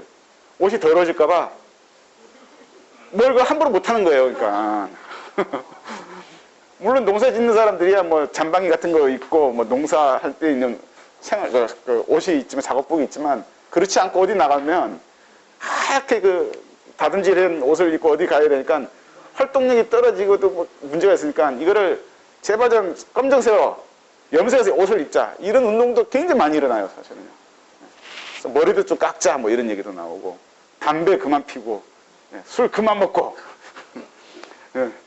그리고 우리나라 사람 물건 사서 쓰고, 이런 운동들이 막 일어나가지고 이게 이제 청년들이 중심이 돼서 이제 20년대 초반에 이게 활성화가 엄청나게 됩니다. 예. 그러면서 이제 그 당시는 지역마다 학교가 없으니까 야학 같은 것들도 청년회에서 이제 하게 되고요. 이거를 했던 이제 대표적인 게 이제 위에 보이는 이 단체들인데 장소를 보겠습니다. 울산 청년회는 요 장소에 있었어요. 저기 울산 읍내 우리 가시면 3일회관 울산 초등학교 뒤편에 있었던 3일회관 터가 울산 청년회 터입니다. 예. 저 터는 지금 개발한다고 여기 밀어버린다 그러는데 저 터는 어쩌든 나중에 표지석이라도 남겨서 위치를 확인을 시켜줄 필요가 있는 장소인 것 같아요. 왜냐하면 나중에 저기가 울산의 청년동맹이라든지 신간회라든지 울산 노동조합이라든지 모든 그 일제강점기 때 활동했던 단체가 다 여기서 했거든요. 이 장소가 가지고 있는 역사성이 너무나 크기 때문에 저 장소는 집이 뜯기는 한이 있더라도 나중에 뭐 표지석이든 뭐든 간에 세워서 저 장소를 알려줄 필요는 있겠다 이런 생각이 들더라고요. 아니요. 지금 저게 사유지가 아니고요. 저 회관 자체 소유로 됐을 거예요. 그런데 저기가 좀 개발 지역으로 통째로 들어갔고 현재 여기가 길이 난대요. 길이 나는 길로 들어가는 거예요 지금요. 그러니까 저거를 놔두면 길이 안 만들어지니까 지금 저거를 예, 아파트 그거죠. 예. 예. 그래서 하여튼 그래서 지금 저기를 그래서 한 2, 3년 전부터 저기를 하여튼 가치를 알아야 된다는 얘기들이 내부에서도 나왔고 그래서 언론에서도 몇 번 했었어요 사실은. 그런데도 불구하고 이제 시나 중구 쪽에서는 크게 아직까지 반응은 없더라고요. 예. 담당자들 한두 명씩은 이제 무슨 의미인지를 대충은 아는 것 같은데 담당자 혼자 한다고 해서 뭐 해결될 문제는 아닌 것 같고요. 예. 그 다음에 요 사진은 이제 병영천년에 병영천년에 이제 뭐라 써놨냐면 위에 병영천년의 1주년 기념 총회 이렇게 써놨어요. 병영천년회가 현재 공식적으로는 1919년에 창립이 됐다고 되어 있는데 그 전에 이제 3.1운동 이전에도 있었다고 하지만 공식적으로는 1919년이에요. 그러면 보통 1주년 기념 총회니까 그럼 20년인가? 이렇게 이제 계산이 돼야 되잖아요. 근데 사실 병영천년회는 19년에 만들어졌다고는 하지만 상당수가 좀 이따 감옥 가 있는 상태이기 때문에 이름만 있었고 거의 활동이 없었어요. 한 3, 4년간. 그러다가 1924년도에 와서 혁신총회라는 게 열려요. 병영천년회를 혁신하자. 그래서 외부 인사들이 막 들어오고 그래서 병영천년회를 좀 활동하는 천년회를 만들자 해서 혁신총회를 하고 그리고 25년도가 1주년이 돼요. 그래서 병영천년회가 24년 이후부터 굉장히 활동력이 굉장히 강해지거든요. 그래서 제가 보기에는 이게 25년도에 찍은 사진 같아요. 저 중에서 아까 봤던 이문조란 분이 누구일 것 같아요? 제일 나이가 어렸다는 분. 앞줄에 오른쪽? 한 3번 아니면 서 있는 오른쪽 뒤에 가까워인가? 18. 스포츠머리인가? 가운데 맨 뒤에 애기. 아까 이문조 얼굴이 잘 안 떠오르죠? 네. 안경 썼는데 약간 이렇게 있었고 막. 네. 저 오른쪽 맨 끝에서 굉장히 어려 보인다 그죠? 네. 거기하고 가운데 맨 뒤에 있는데 애기. 누구요? 가운데 세 번째요? 이 사람요? 아니 가운데. 여기요? 거기 가운데 옆에 왼쪽에. 아, 이 사람요? 얘 것도 어려 보이잖아요. 아, 이 사람 같아요? 시위가 세 번째. 어.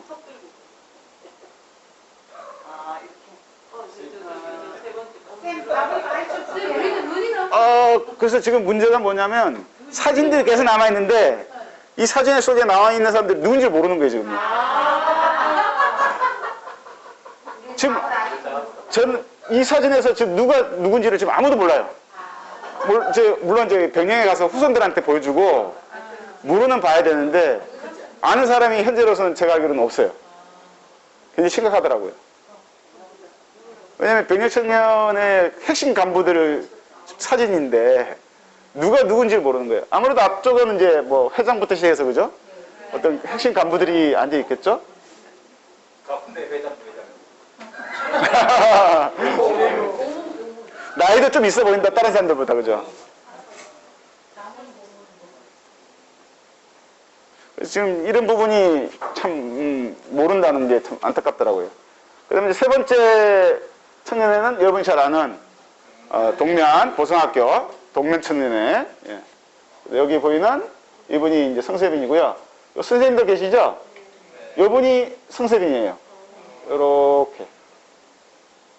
아니다, 이게 동생 성세룡인가? 아, 성세룡. 요분이 그럼 성세빈일 가능성이 있겠네. 그럼 옆에 요 있는 분이 누군가가 선생님들이 더 있는 거죠. 그래서 요때 선생님 했던 명단이 있으니까 대충 찍으면 누구라고는 알아낼 수는 있을 것 같아요. 보성학교는. 학생들이 이렇게 있고 운동장이 쭉 나가면 이제 바다죠. 예, 뒤편에 이렇게 학교가 있었고. 많죠. 많은데 실제로 졸업한 학생들이 많지가 않아요. 그러니까 다니다 많은 경우가 많아요. 가난한 애들이다 보니까 졸업을 잘 못하는 거예요. 실제 졸업생 명부에는 어떤 애는 2명? 그런 경우도 있어요. 애들은 이렇게 늘 많은데도요. 과정은 똑같아요. 공립학교하고 배우는 거는 똑같이 배워요. 그 다음에 이제 요게 그 집안에서 낸 책 중에 옛날 모습을 그림으로 그리는 보성학교를 바닷가가 이렇게 있고요. 이제 공적비 원래 있고 학교가 이렇게 있고 학생들이 아까 여기 서 있었던 거죠. 그래서 이렇게 찍었던 거죠. 학교 운동장을 바로 나오면 이제 바다가 있었고, 예. 그리고 요 뒤편에 이렇게 하면 끝집이 성세빈 생가. 성세빈 선생의 아버님 이름이 성수원이거든요. 예, 이렇게. 그 다음에 여기 요즘 개발된 곳, 그죠? 이렇게 쭉 가면 이제 어풍대라고 하는 곳이 이 뒤편에 있습니다. 예. 그리고 이렇게 가면 요 개천이 지금은 복개돼서 일산해수욕장 들어가는 그 길이에요. 예, 복개가 돼가지고. 예. 그래서 요 편으로 가면 이쪽에 계속 백사장이 나오잖아요. 일제 강점기 초기에 일본 애들이 여기 와서 후리그물을 쳐요. 멸치 후리그물. 후리그물이라고 이제 해안가에서 그물 이렇게 쳐가지고 삥 두른 뒤에 잡아 당겨서 멸치 잡는 그 기법을 후리그물이라 하잖아요. 울산에 이제 뭐 어디지? 저기 진화 쪽에 가면은 한 번씩 그런 시범을 해주거든요. 예. 근데 일본 애들이 여기 와서 그렇게 하는 거예요. 그러니까 이쪽에 있는 일산 사람들이 봤을 때 열받는 거죠. 그 전까지만 해도 우리가 멸치 잡고 이렇게 했는데 저들이 와가지고 휙 잡고 이러니까 실제로 1910년 나라 망하기 직전에 보면 일본 애들하고 대판 싸워서 난리가 나고 이런 것들이 신문에 나와요. 실제로요. 싸워가지고 서로 막 난리가 났었다 이런. 그러니까 굉장히 이런 걸 통하면서 일산에 있는 어떤 젊은 사람들이 일본과의 어떤 관계 속에서 대항의식이나 이런 것들이 자연스럽게 키워줄 수밖에 없는 조건이 되는 거죠. 그 다음에 여기는 이제 언양청년회가 있던 장소입니다. 요 집터가 언양청년회가 있던 곳인데 어딘지 이제 알 수가 없잖아요. 그래서 이제 이 사진도 지금은 이제 참 보기 힘든 사진이 돼버렸는데요. 언양초등학교 뜯기 전에 언양초등학교 들어가는 문, 그리고 이제 복원한 옹성과 영화로 보이시죠? 예. 그래서 여기가 지금 이제 이렇게 복원이 되는데 여기가 지금 차가 앞에를 다니고 있잖아요. 그래서 여기를 복원한다고 여기를 다 뜯었어요. 이렇게 뜯었는데 여기 요 집터가 언양청년회 터예요. 이게 왜 언양청년회 터가 됐냐면 언양초등학교가 그전에는 영명학교라는 1906년에 학교가 나중에 언양초등학교가 되잖아요. 그 영명학교가 처음에 여기 있었어요. 여기 있다가 나중에 안쪽으로 이동하면서 언양초등학교로 발전하는 거거든요. 그러다 보니까 여기가 터가 남게 된 거예요. 터가 남으니까 1919년 3.1운동 이후에 이 터가 남으니까 이거를 언양청년회에서 사들인 거죠. 그리고 여기에 언양청년회 건물을 지은 거예요. 그러니까 이 장소가 가지고 있는 의미는 언양청년회, 언양청년동맹부터 시작해서 언양 뭐 노동조합, 농민조합 이런 것들이 다 이 지터 위에서 이루어진 일이고요. 근데 지금은 그냥 빈터로 잔디밭으로 바뀌고 만 거죠, 지금.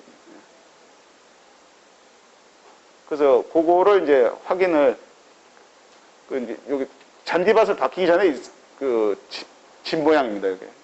이걸 뜯어서 이렇게 잔디밭이 됐고요. 이제 넘어가겠습니다, 이제. 예. 그래서 이제 20년대 중반이 되면 이제 뭐 어느 지역도 마찬가지입니다. 울산만 그런 게 아니고 이제 사회주의 사상이 이제 확산이 되면서 그 당시는 또 젊은 사람들이 사회주의 사상을 모르면 얘기를 아는 사람들 사이에서는 못하는, 가장 많이 들어보신 게 막스보이, 막스걸 이런 얘기 들어보셨잖아요. 예. 마르크스 사상에 대한 책을 한두라도 읽고 얘기를 할 줄 모르면 젊은이들 사이에서는 따가 되는 그런 식의 분위기로 이게 굉장히 퍼져나갔었어요. 왜냐면 그 당시 신문 광고를 보면 광고 밑에 나와요. 마르크스 전집 팝니다. 뭐 이런 거. 지금 우리가 8, 90년대만 해도 말도 안 되는 광고일 수도 있었지만 20, 30년대 때는 그걸 공개적으로 광고를 했어요. 예. 그러니까 자기 능력만 되고 돈 있고 읽을 줄만 알면 사서 보는 거고, 특히 일본은 그 당시에 그거를 금지하지는 않았었어요. 일본은 우리나라 총독부하고 달라서 잡지를 발행한 뒤에 일본은 납부를 해서 그 뒤에 확인을 받아요. 근데 우리나라 조선은 총독부에 미리 발행하기 전에 먼저 내놓고 인정을 받아야만 책으로 찍는 거예요. 그러니까 우리하고 일본 방식이 달랐어요.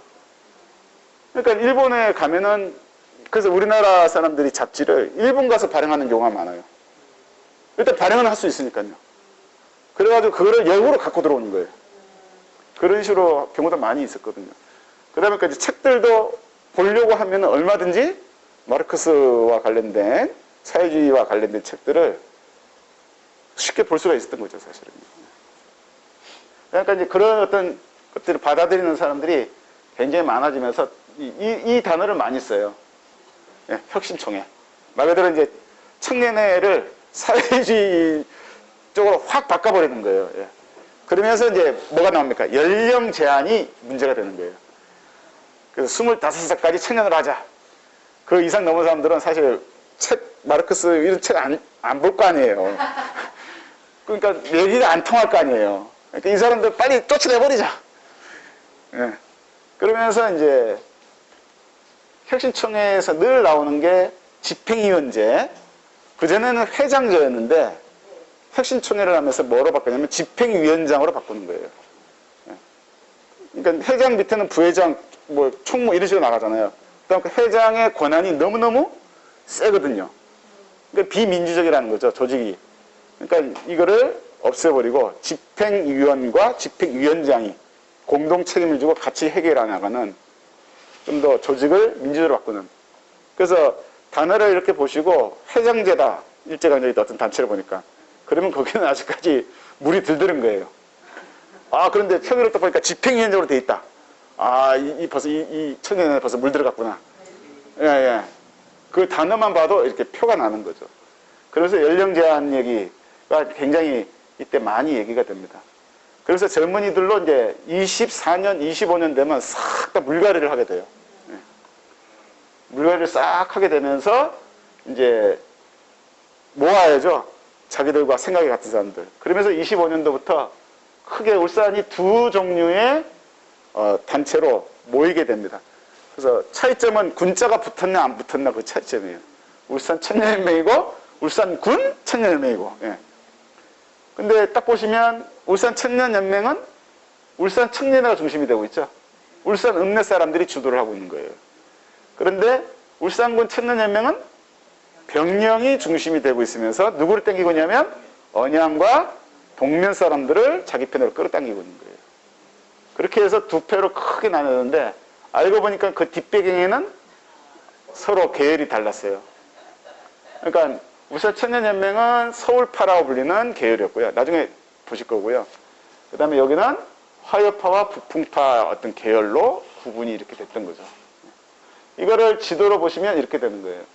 그러니까 울산 울산 읍내를 중심으로 해서 농소, 범서, 웅촌, 온양 이런 라인은 위아래. 그 남북 라인은 울산 청년회를 따르는 세력들이고요. 동서 라인, 동면, 대현, 병령, 삼동, 중남, 언양, 성북 요 라인은 병영청년회와 이제 화요회? 울산은 화요회보다는 북풍파 쪽이 많아요. 예, 실제로는. 북풍파는 나중에 설명 한번 드릴 건데, 그쪽 라인으로 이렇게 되는 거죠. 십자 형태로. 누가 있을 것 같아요? 결국 저렇게 나눠서 싸우는 거는 권력을 잡기 위한 거니까. 누군가 이기고 누군가 지거든요. 누가 있을 것 같아요? 예, 동서 라인이 이겨요. 결국은. 예. 동서 라인이 승리를 하게 돼요, 결론적으로. 실제로 이거 발생해요. 두 집단이 서로 그냥 치고받고 싸워요. 그래서 그게 대서특필되고, 전국에. 근데 이게 울산만 그런 게 아니고, 전국이 다 그랬어요. 권력을 잡기 위한 어떤 과정인 거고. 그런 거 보면 80년대, 90년대 때 이런 모습 언뜻 봤던 기억도 있을 거예요. 저는 있었어요. 그런 경험이. 서로 다르다고 진짜 강목 들고 서로 싸우고 했던 기억이 있어요. 저는 강목은 안 들었는데 강목 들고 싸우는 걸 내가 봤어요. 서로 다르다고. 같은 편인데.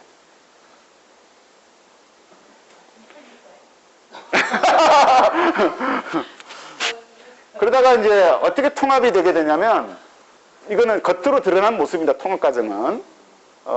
정오회라고 하는, 이거는 이제 서울에 있는, 사상단체예요. 사상단체란 말 그대로 공식단체가 있으면, 진짜 그래서 핵심 멤버들, 이 사람들이 합법적으로 만드는 사상을 연구하는 단체처럼 만드는 거예요.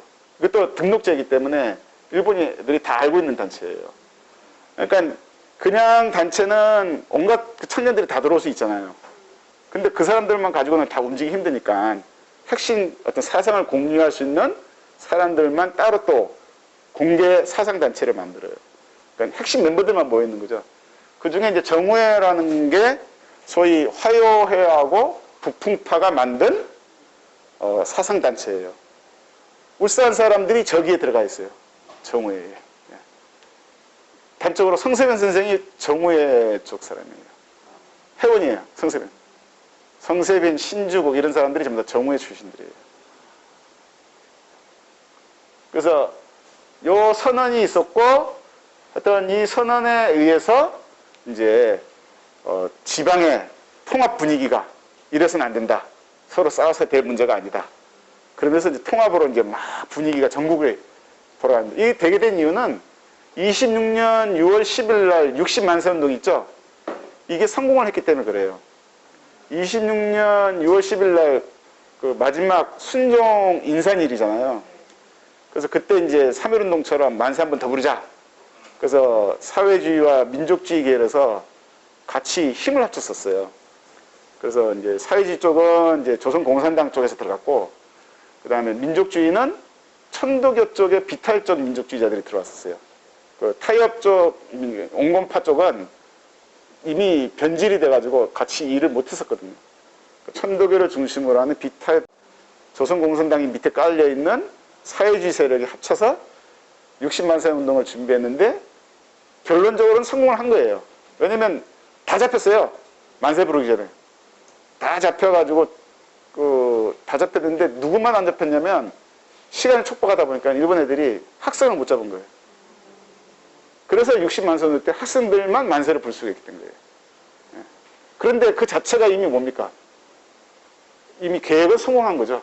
만세를 불렀고 그게 대서특필돼서 알려지게 된 거니까. 그러면서 이제 뭐가 됐냐면 사회주의와 민족주의자들이 서로 믿을 수 있다는 걸 확인하게 된 거예요. 믿을 수 있다.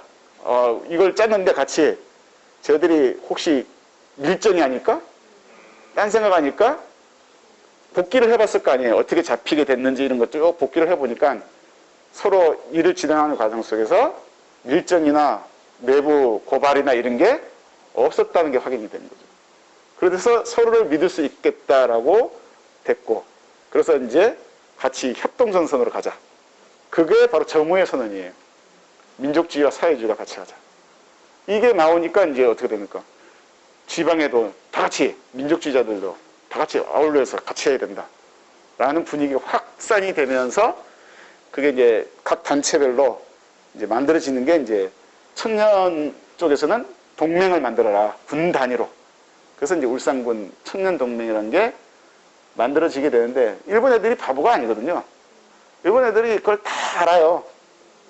밀정도 있을 뿐더러, 예를 들어 정오의 회원들이 모여서 이렇게 회의를 하게 되면 항상 경찰이 들어가서 임석을 해요. 공짜는 절대 없어요. 모든 회의에는 일본 경찰이 들어가서 딱 앉아서 감시를 하게 돼 있어요.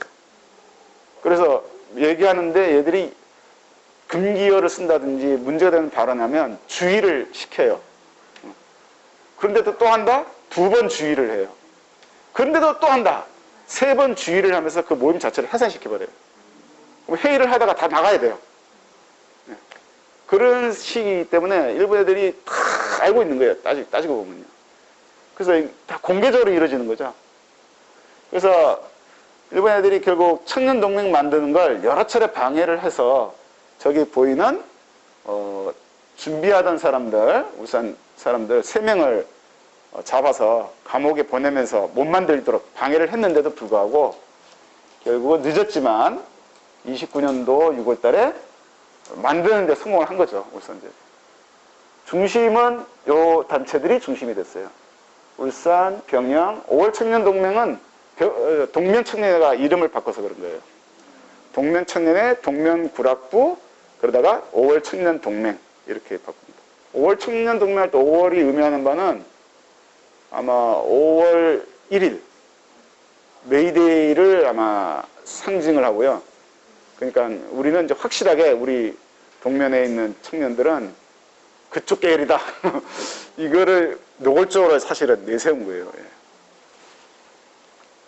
그런데 요 27년 2월 달부터 만들어지는 과정이 굉장히 시간이 2년 한 6개월 걸렸죠. 그래서 누가 못 참았냐면 언양 사람들이 못 참았어요. 그래서 언양 사람들은 자기들끼리 독자적으로 나가가지고 자기들끼리 따로 만들어버렸어요. 그래서 울산에 청년 동맹이 2개가 있게 된 거죠. 네. 라인은 똑같아요. 노선은 같은데도 불구하고 이제 이쪽은 워낙 안 되니까 이쪽이 먼저 치고 나가는 거죠. 그래서 언양을 포함해서 5군데의 지부가 형성이 됐었다고 합니다.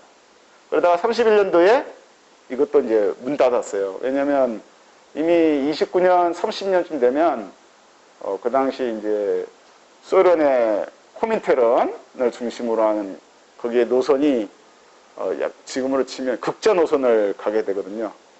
그러면서 소위 말하는 부르주아는 믿을 수 없다. 완전히 이제 노동자 농민만 데리고 오로지 사회주의로 가야 돼. 이게 이제 코민테른에서 내려왔고, 그게 이제 중국의 유명한 이립산 노선이라는 거예요. 이립산 노선이라 해가지고 중국에서 마오쩌둥이 밀려나가면서 이제 폭동을 계속 일으키면서 결국 국민당하고 싸우다가 쫓기고 막 하다가 나중에 대장정으로 이제 나가잖아요. 그 직전까지. 그게 전부 다 그 극자 노선을 코민테른이 잘못 설정해서 그렇게 된 거거든요. 그게 영향을 줬어요, 우리나라에. 거기에다가 만주사변이 일어나게 되니까 저것도 또한 사람들한테 영향을 줬고요. 그러면서 이제 독립운동 그쪽 내부에서 전부 다 뭐냐면 노동자, 농민을 중심으로 하는 조직으로 다 바꿔야 된다. 그러면서 이게 전부 다 해소가 1931년도에 다 해소가 되고 말아요. 그러면서 노동자, 농민으로 하면은 일본이 좋아하겠습니까? 일본은 철저한 반공인데, 그러니까 전부 다 밑으로 깔려야 되고, 결국은 그래서 31년, 32년, 33년에 엄청난 사람들이 감옥을 가요. 일본도 다 들춰내가지고 이름도 막 갖다 붙이고 해서 전부 다 감옥을 보내는 거예요. 감옥을 갔다 오면 이것들이 정신 차릴 거야. 이렇게 되는 거죠. 그러면서 이제 전부 다 깨져나가는 거죠, 사실은요. 여기 잡혀갔던 세 사람은 요 사람입니다. 강철, 조용진, 권우락이라는 분인데, 현재 조영진 요 분만 독립유공자로 추서를 받았고요. 요 강철과 고누락이라는 분은 아직 추서가 안 됐는데 아마 이분은 보도연맹으로 돌아가셨을 거고 이분은 후손을 만난 적이 있었는데 월북했단 말도 있고 보도연맹으로 돌아가셨단 말도 있고 후손도 좀 애매하더라고요, 이분은. 근데 지금은 뭐 보도연맹 부분이 울산은 국가가 공식적으로 사과를 하고 인정을 해주고 있는 상태이기 때문에 아마 독립유공자로 추서를 하면 이분들도 뭐 충분히 거의 100% 되지 싶은데 어찌 될는지 모르겠어요. 사실 이게 후손들이 제일 먼저 앞장서서 내줘야 되는 건데 모르겠습니다. 지금 어떻게 되어 있지. 그래서 이제 이렇게 그림을 표시하면 울산 청년동맹은 이렇게 안에서 내부 옛날 언양군, 울산군 따듯이 구분이 돼버린 거죠. 이렇게. 여기가 뜬금없죠? 네. 여기는 이제 왜 이러냐면 뛰어난 활동가 한 사람이 등장하면서 조직을 만들어내요. 예. 이미동이라는 이름의 사람이 나중에 나옵니다. 예. 그리고 이제 요게 울산 청년동맹 아까 3.1회관 있던데 이 건물이 있었던 거예요. 요렇게 그리고 이제 들어간 입구, 예. 들어간 입구에 아마 나무도 있었고 무슨 시멘트 담장 같은 게 있었던 것 같아요.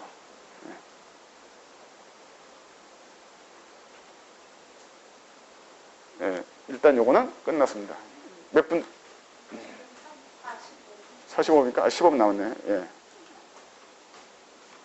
그 다음에 4강. 올려놨어요, 참. 4강 켜놨어요. 예. 이거다. 예. 예.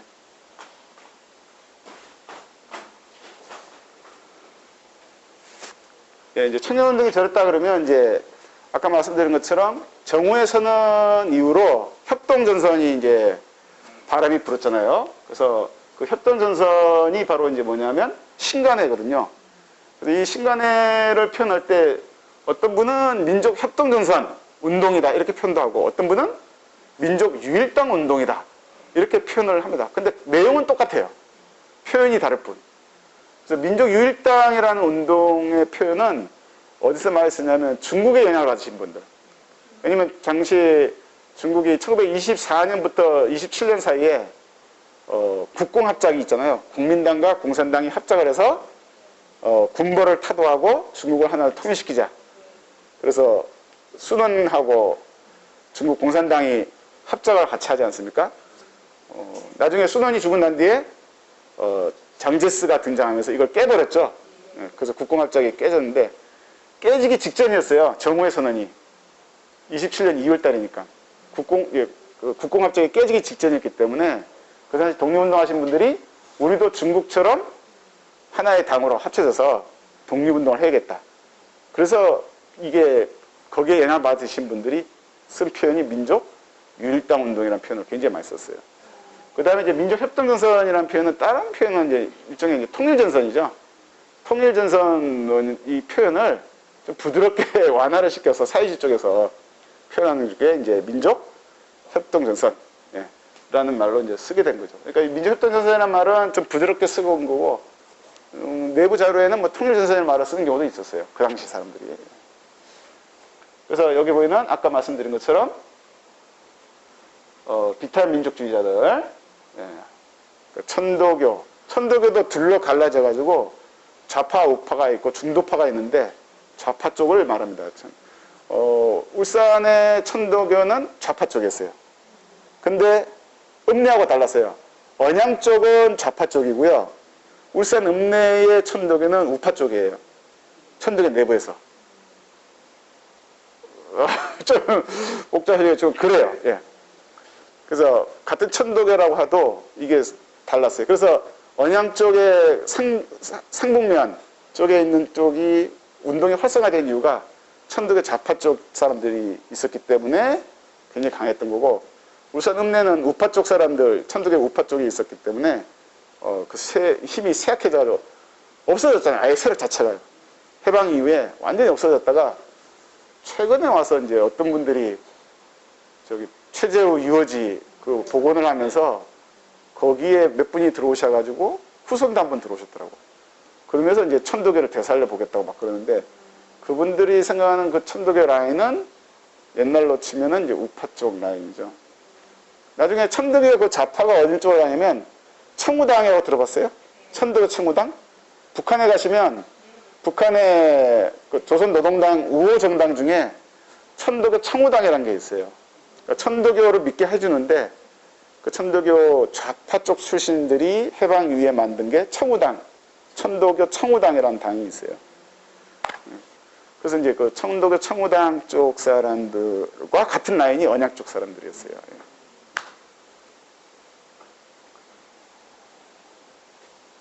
그래서 이제 2월 15일 날 서울에서 창립대회를 했고 30년 9월 기준으로 전국에 138개의 지회가 형성됐다 그래요. 일제강점기 때 군이 220개거든요.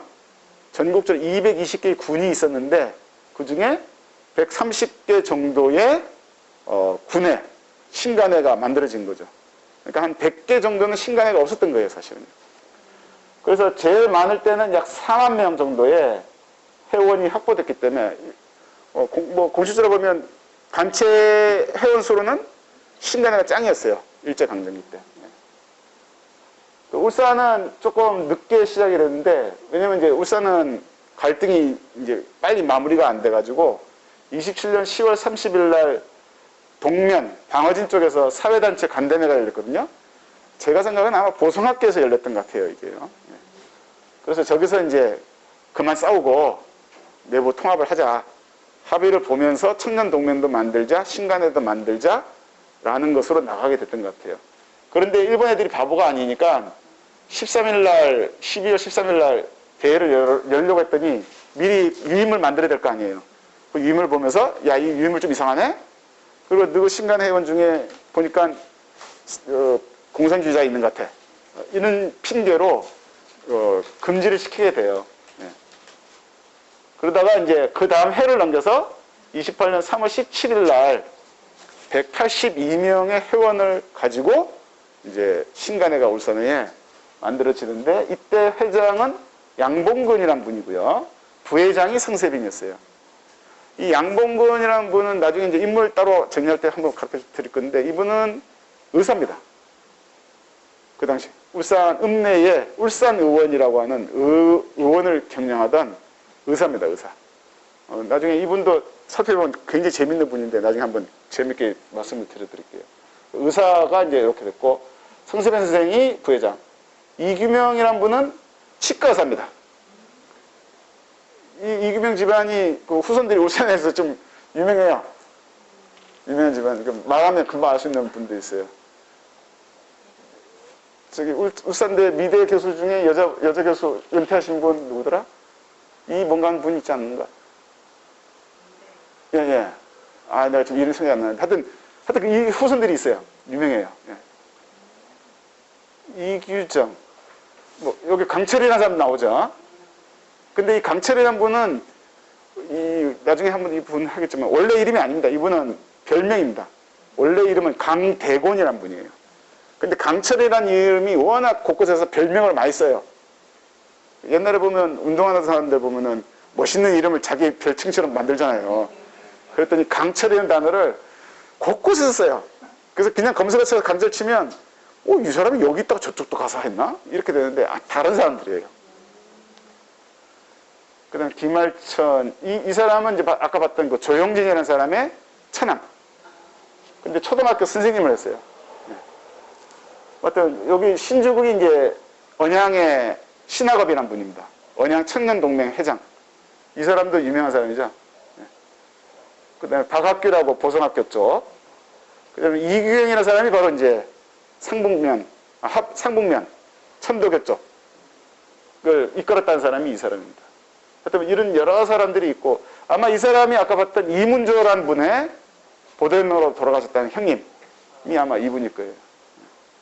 하여튼 이렇게 시작하면서 이제 됐는데 결론은 뭐냐면 울산에서는 연령 제한이 몇 살까지냐면 25세였어요. 울산 청년 동맹이 결성되면서 연령 제한으로 25살까지만 청년. 그럼 26살부터는 갈 데가 없어졌어요.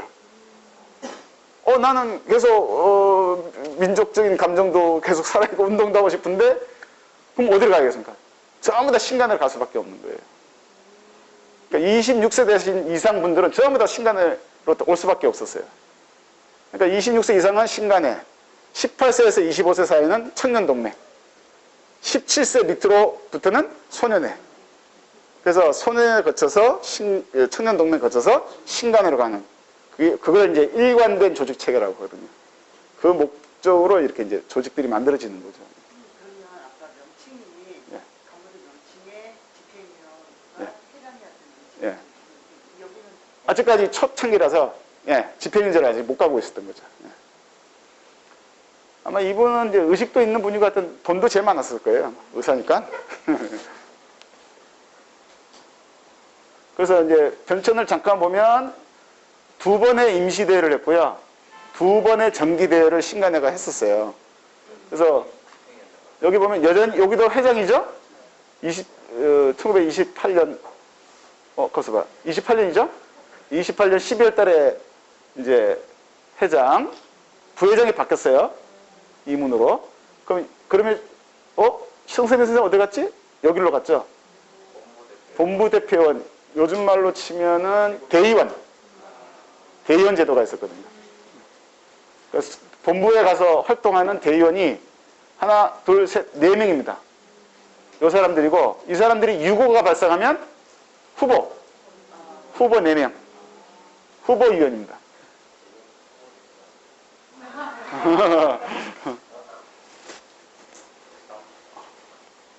이분이 아마 서덕출 선생의 아버님인가 아마 그럴 거예요. 서영식. 내가 좀 정확히 기억이 안 나는데 아마 이분 같아요. 내가 좀 이름이 좀 명확하지 않은데. 예. 그 다음에 1년 뒤 바뀌었죠? 집행위원제로 바뀌었어요. 양봉군이 있고 김상원이라는 분이 등장합니다. 나중에 보도연맹하게 되면 보도연맹 울산 위원장이 아마 이 사람이었을 거예요. 이분이 계속 살아남아 계셨고 활동하는 사람 중에. 그래서 아마 보도연맹 그 울산 지부장인가 뭐 어떤 그 회장을 이분이 했을 거예요. 그리고 이제 성세민 선생은 울산 지회의 검사위원장이 됐어요. 검사위원은 일종의 뭐라 그래야 되지? 감사? 감사보다 더 센. 예, 감사도 하면서 하여튼 대의원 대표도 하고 뭐 이런 어떤 그런 겁니다. 예. 그리고 이제 대표원은 이제 서울에 올라가는 이제 대의원들. 예. 여기서 빠졌네요. 예. 그다가 이제 여기서 또 바뀜이 있었죠? 30년 3월 달에 2차 정기대회가 있었는데 집행위원장이 이 사람으로 바뀌었어요. 왜? 이 사람이 청년동맹 사건으로 감옥 갔다가 나왔거든요. 네, 이제 나왔어요. 이제 나오니까 이제 먹어주죠.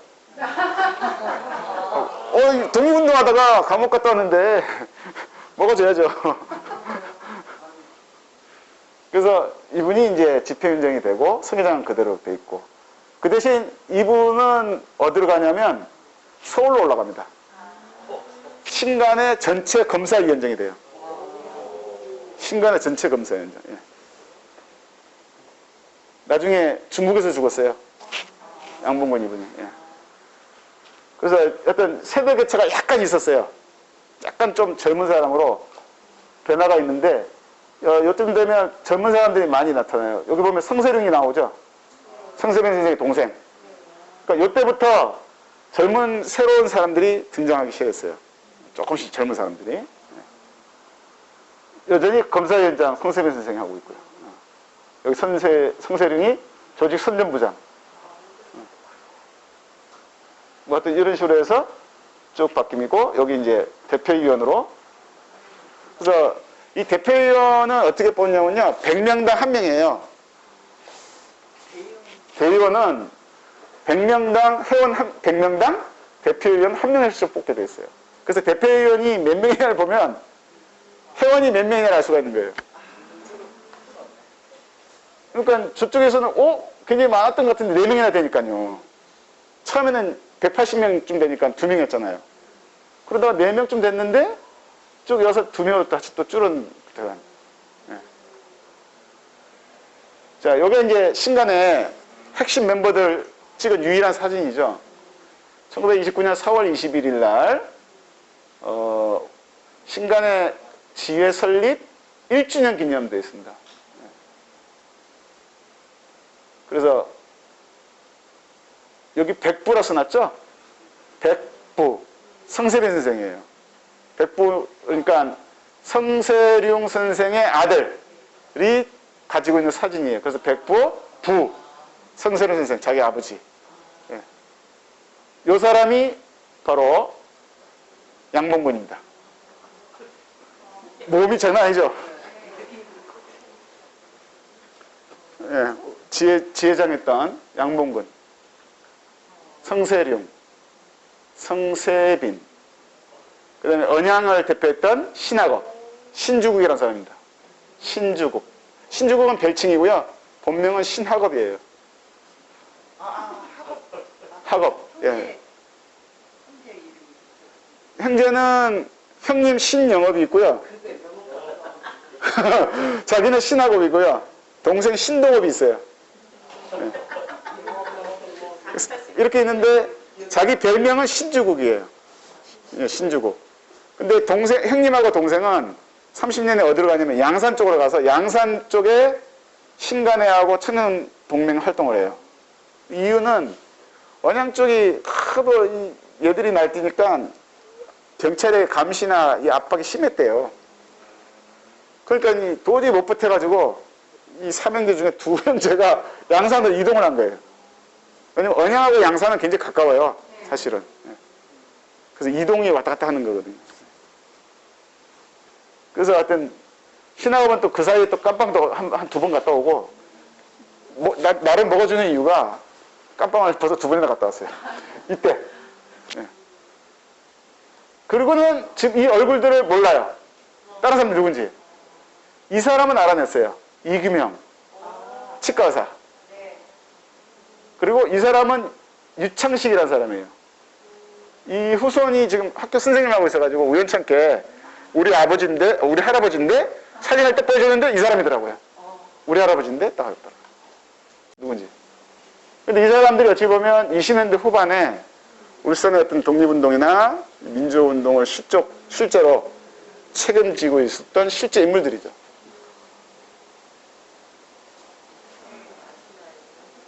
그래서 아까 봤던 건물 있었죠? 삼각형 이렇게 있던 거. 청년동맹.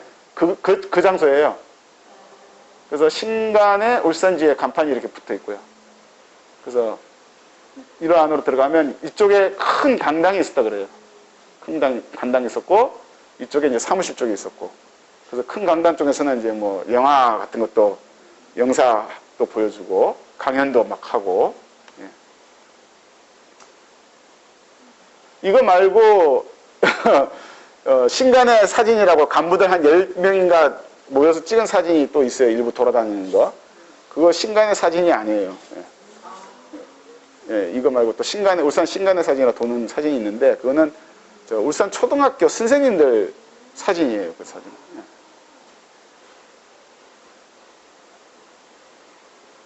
그래서 보시면 1930년 9월달 울산 신간회가 회원이 344명이고요.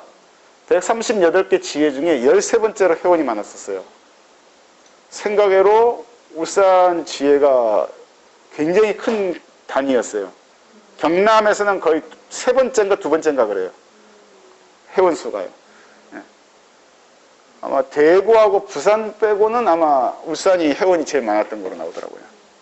그 자료가 이제 일본 쪽에서는 일본 경찰 자료 쪽인데 울산 344명, 조형진, 성세빈, 그 다음에 김상원, 이규경 이런 식으로 실제 기록들이 나오고 있거든요. 그래서 25세 이상 분해 이렇게 되어 있습니다. 해소는 뭐 이런 얘기고요. 그 다음에 이제 근회가 있는데 근회는 좀 늦게 만들어졌어요. 울산이 30년 10월 16일이고 31년도에 해소를 다 해버리잖아요. 근데 근후에는 약간 더 있다가 해소했는데, 이제 어린이날, 그 다음에 여자운동에서 여자들, 울산 지역에 여자들 운동회를 개최하고 이런 활동들을 했는데, 다행히 흐린 사진이지만 근후의 활동을 담고 있는 신문사진이 남아있어요. 1931년도에 근후에서 주도한 어린이날 행사예요. 여기가 어디냐면, 여기가 아마 옛날 울산 그 우체국, 아마 그 어디쯤일 거예요. 울산 우체국과 경찰서가 있던 그 앞쪽. 그래서 깃발 들고 아이들이 행진하는 그런 기행렬 찍은 사진이고요. 이거는 이제 근후에, 울산 근후의 회원들이 애들한테, 참여한 애들한테 떡을 나눠줬어요. 우리 마치 이제 행사하면 빵 나눠주고 우유 나눠주고 하는 것처럼 근후 회원들이 모여가지고 지금 떡을 만들고 있는 거예요. 복덕이라고 불러서 이런 떡을 만들어서 참여한 아이들한테, 어린이한테 나눠주는 모습을 찍은 신문 사진입니다. 원본 사진이 그 당시 신문 사진이 있었겠죠? 근데 지역에서는 이 사진이 전해지지는 않더라고요, 지금. 그래서 근후회가 이렇게 했고, 근후회 회원 멤버들이 누군지는 신문에 다 나와 있어요. 그런데 그분들이 실제로 직업은 뭔지, 그리고 어떤 집안 분들인지는 아직까지 파악이 전혀 안 되고 있어요.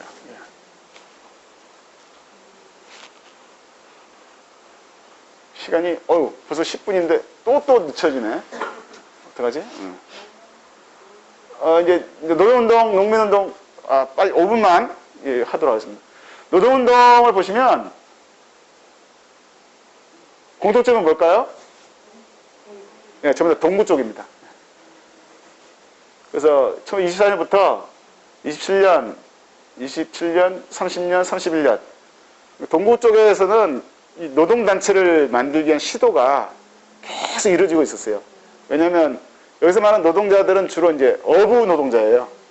어부 노동자. 공장이 아니니까요. 주목을 끄는 건 이런 단체가 보이죠? 이게 뭐냐면 혁명적 노동자 이런 뜻이에요. 그러니까 이거는 좀 더 수준 높은 어떤 노동 조직을 만들려고 시도까지 하고 있었던 거죠.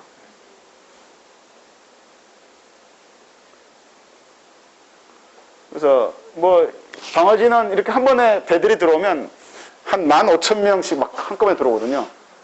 그리고 그 15,000명 중에 반 50% 정도는 우리나라 어부들이 이제 고용이 돼서 일을 하는 거니까 그 사람들을 상대로 한 어떤 조직화 이런 것들을 동부 쪽에 있던 보성학교를 중심으로 하는 활동가들이 끝없이 시도를 하고 있는 거죠.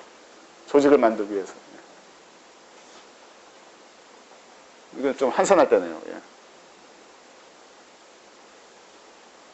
그래서 대표적인 뭐 인물들을 보면 여기 이쪽은 울산 읍내 사람들이에요. 박병호, 손정수라고 하는. 이것도 나중에 인물 설명할 때 따로 한번 소개를 해드리도록 하겠습니다. 이제 그만할까요? 어떻게 괜찮아요?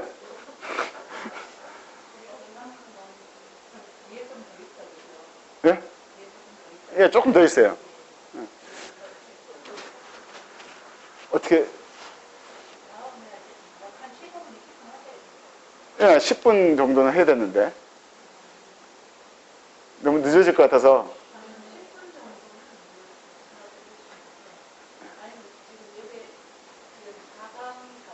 예. 다 가지지는 않을 것 같아요. 예. 예, 예. 다음에 하는 거로, 예, 요 뒷부분. 그렇게 하죠. 예. 여기서 그러면 마무리를 짓는 거로 하죠. 예.